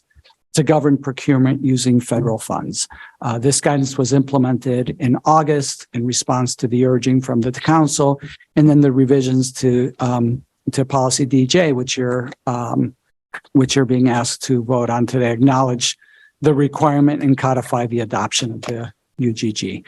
The policy was reviewed by the board's policy and curriculum committee on October 25th. We reviewed them at the board level with a workshop at the last meeting on November 1st, and now they're being brought for your now it's being brought for your consideration and action today. Thank you so much, Mr. Superintendent. Are there questions on the policy?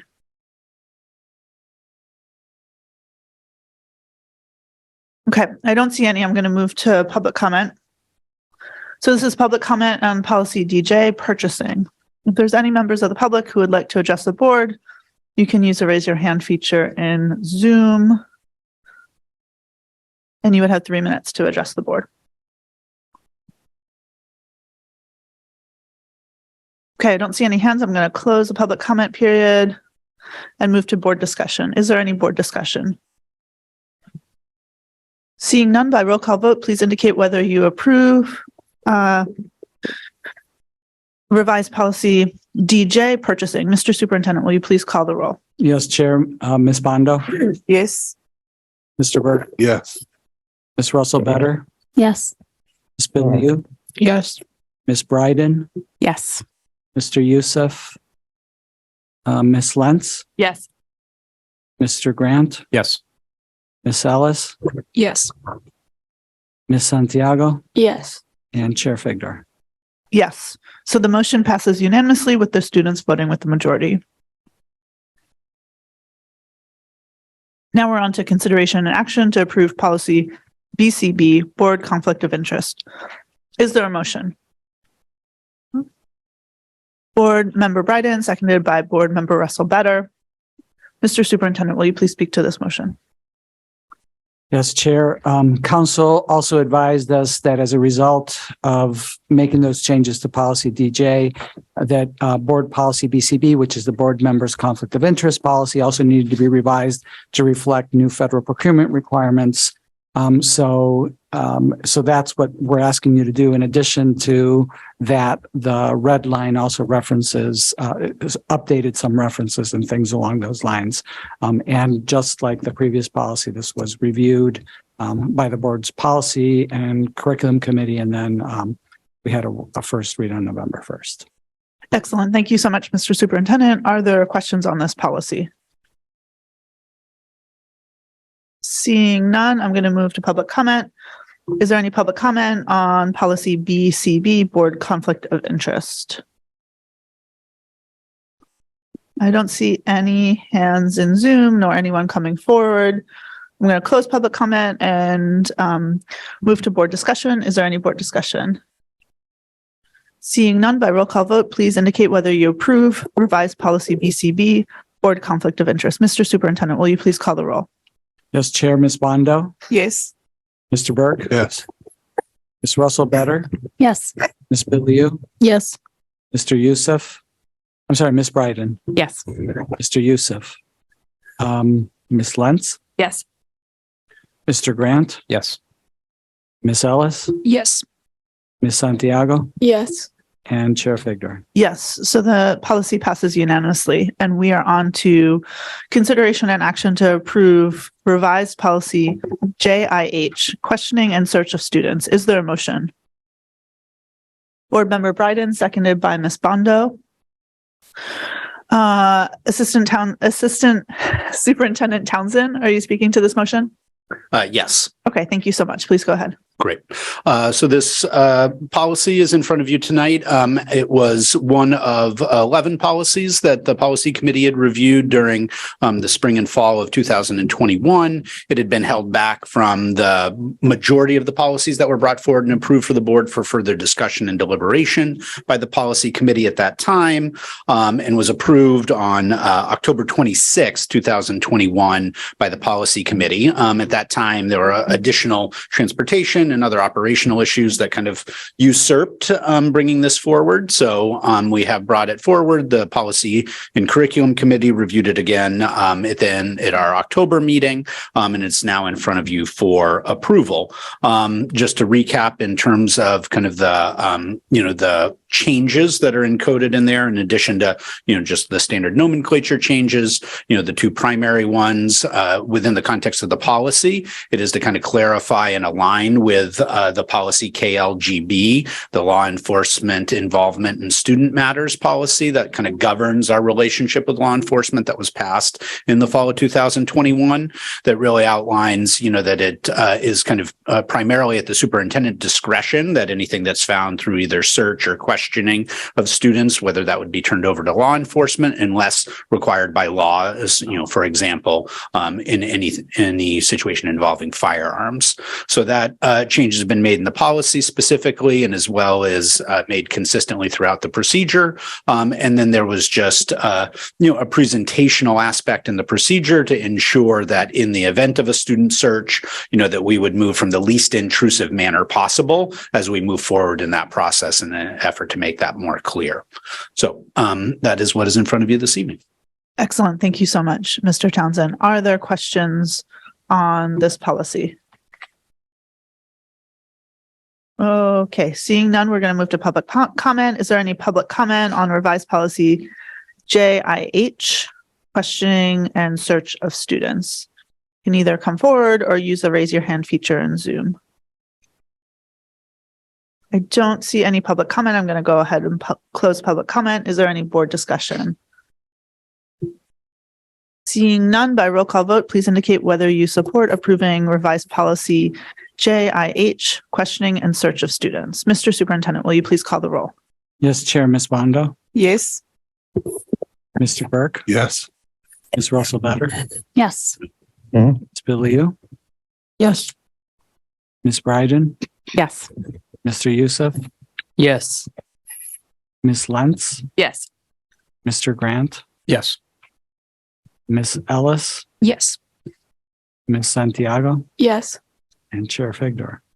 Yes, so the policy is approved unanimously with our students voting with the majority. And now we are on to consideration and action to approve revised policy GBN, family medical leave. Is there a motion? Mr. Youssef, seconded by Ms. Bryden. Mr. Townsend, will you speak to this motion? Yes. We brought this policy forward both to the policy committee in our October meeting and then at the November 1st meeting, based on changes to state law around eligibility for hourly employees. Since that time, I want to appreciate Member Bryden for engaging with our legal counsel and other members of our staff, specifically Richard Moore, our Director of Employee Relations and Labor Relations, to continue to revise the policy to bring forward the draft that's in front of you for approval tonight. So what the policy and the changes are attempting to accomplish are, one, to kind of reorganize the information previously provided to make it more user-friendly, to clarify that there are now potentially 3 types of protected leave employees may be eligible for, and to clarify the different eligibility requirements for each of those types of protected leave. Specifically, as you may see in the policy, sections 1 through 3 provide for those specific leave eligibility requirements. Section 4 specifies Portland's specific 12-month and 2-year period used to determine employee eligibility. And Section 5 indicates the notification required from the employees for the need for any foreseeable leaves. We also just, in conclusion, Section 6 specifies that leaves that qualify as more than one type of protected leave will be designated as such, and that any family medical leave will run concurrently with other available leaves, such as employee sick leave or personnel leave and vacation, right, that they may elect to take. And then lastly, that Section 7 specifies that employees who take leave for their own health condition will be required to submit fitness for duty certificate from their healthcare provider prior to returning to work. So those were the substantive changes out of the work session that's happened in between meetings, and we'll put it forward for approval. Thank you so much, Mr. Townsend. And I want to thank Board Member Bryden for her very active engagement to get this policy right. So thank you so much for your leadership on that. And would you like to Well, let me start with questions. Are there questions on the motion?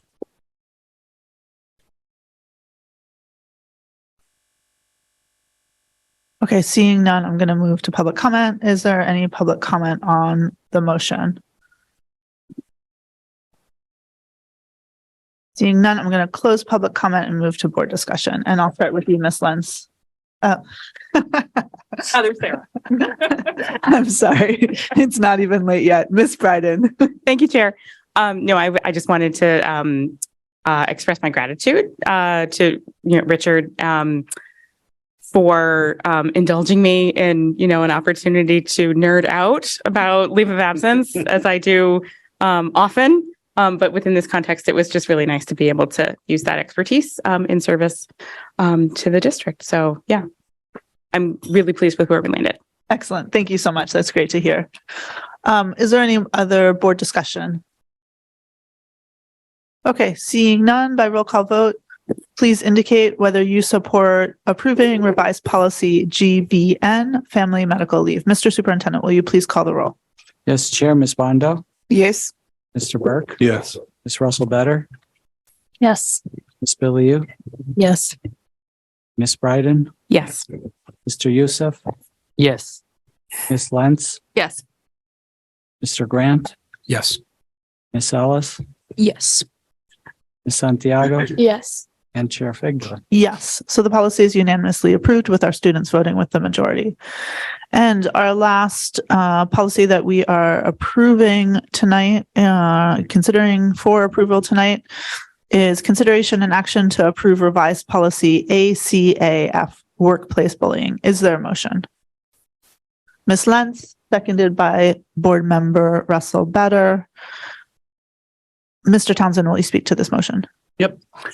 So this is actually a new policy for our policy book coming out of state legislation from the 2021 session, the spring of the 2021 session, that established this new law around workplace bullying and set an expectation for school districts to adopt a policy related by October of last year. We had intended when this legislation and kind of new mandate to adopt this policy came out to look at the model policy in accordance with our staff sexual harassment and harassment policy in a manner consistent with what we did with our student harassment policy during the year 2020.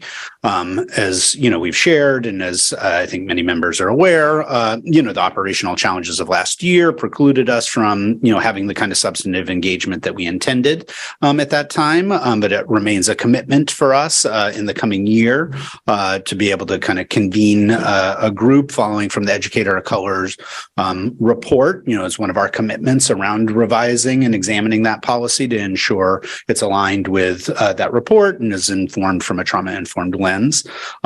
However, given that this is a federal state expectation, we are proposing to adopt the model policy at this time to have one on the books so that it affords our employees and staff those protections while we continue to do that work. So what's in front of you tonight is the model policy put forward by our partners at Drummond Woodsum and Maine School Management Association, and we look forward to adopting that so that we have on the books, a staff workplace bullying policy to pair with our harassment and sexual harassment policy, in many ways similar to how we have a student harassment and sexual harassment and discrimination policy, as well as a bullying policy. So thank you. Thank you so much, Mr. Townsend. Are there questions on this motion? Seeing none, I'm going to move to public comment. Is there any public comment on revised policy ACAF, workplace bullying? I don't see any public comment, so I'm going to close public comment and move to board discussion. Is there any board discussion? Seeing none, by roll call vote, please indicate whether you approve revised policy ACF, workplace bullying. Mr. Superintendent, will you please call the roll? Yes, Chair, Ms. Bondo, Yes. Mr. Burke, Yes. Ms. Russell Better, Yes. Ms. Biliou, Yes. Ms. Bryden, Yes. Mr. Youssef, Yes. Ms. Lentz, Yes. Mr. Grant, Yes. Ms. Ellis, Yes. Ms. Santiago, Yes. And Chair Figdor. Yes, so the policy is unanimously approved with our students voting with the majority. And we are on to new business, first read of the proposed FY24 capital improvement plan. And we will have a workshop on the CIP after the close of our business meeting. So now we're on to personnel items, consideration and action to approve the personnel items listed, election of teacher candidates, 1 year only. Is there a motion? Ms. Lentz, seconded by Board Member Burke. Chris, would you speak to this motion? Good to see you again tonight. It's good to see you. Sorry, it took me a minute to get out of that seat. Tonight you're just being asked to approve the superintendent's recommendation for 5 new hire educators. They'll be voted in 2 separate groups. We have 4 people on a 1 year only contract for educators, and the second vote is to approve the 1 regular educator hire. Excellent. Thank you. Are there any questions on the first motion? Seeing none, and there's no public comment on personnel items, we'll move right into board discussion. Is there any board discussion? Seeing none, by roll call vote, please indicate whether you support approving the personnel items listed, election of teacher candidates, 1 year only. Mr. Superintendent, will you please call the roll? Yes, Chair, Ms. Bondo. Yes. Mr. Burke. Yes. Ms. Russell Better. Yes. Ms. Billiou. Yes. Ms. Bryden. Yes. Mr. Youssef. Yes. Ms. Lentz. Yes. Mr. Grant. Yes. Ms. Ellis. Yes. Ms. Santiago. Yes. And Chair Figdor. Yes. So the personnel item is unanimously approved with our students voting with the majority, and we are on to consideration and action to approve the personnel items listed, election of teacher candidates, probationary. Is there a motion? Ms. Lentz, seconded by Board Member Burke. Chris already spoke to this motion. Are there any questions on the motion? Seeing none, and there's no public comment on personnel items, we'll move right to board discussion. Is there any board discussion? Seeing none, by roll call vote, please indicate whether you approve the personnel items listed, election of teacher candidate, probationary. Mr. Superintendent, will you please call the roll? Yes, Chair, Ms. Bondo. Yes. Mr. Burke. Yes. Ms. Russell Better. Yes. Ms. Billiou. Yes. Ms. Bryden. Yes. Mr. Youssef. Yes. Ms. Lentz. Yes. Mr. Grant. Yes. Ms. Ellis. Yes. Ms. Santiago. Yes. And Chair Figdor. Yes. So the personnel item is unanimously approved with our students voting with the majority. And now we are ready to adjourn. I want to note 2 things. First, this is the final meeting of this board. And so I want to thank our outgoing members, our outgoing student member, as well as Board Member Burke. And we will have much more opportunity at our inauguration to honor the time that you have spent with us. Our inauguration, the inauguration for the incoming 2022-2023 board is on December 5th, right here at Casco Bay High School, and it begins at 4:30 p.m. Okay, with that, is there, again, I just want to mention that there's a workshop following our adjournment, and it's specifically on the FY24 capital improvement plan. So is there a motion to adjourn? Board Member Burke, seconded by Board Member Bondo with a show of hands. All in favor? It's unanimous, and we are adjourned at 8:18 p.m.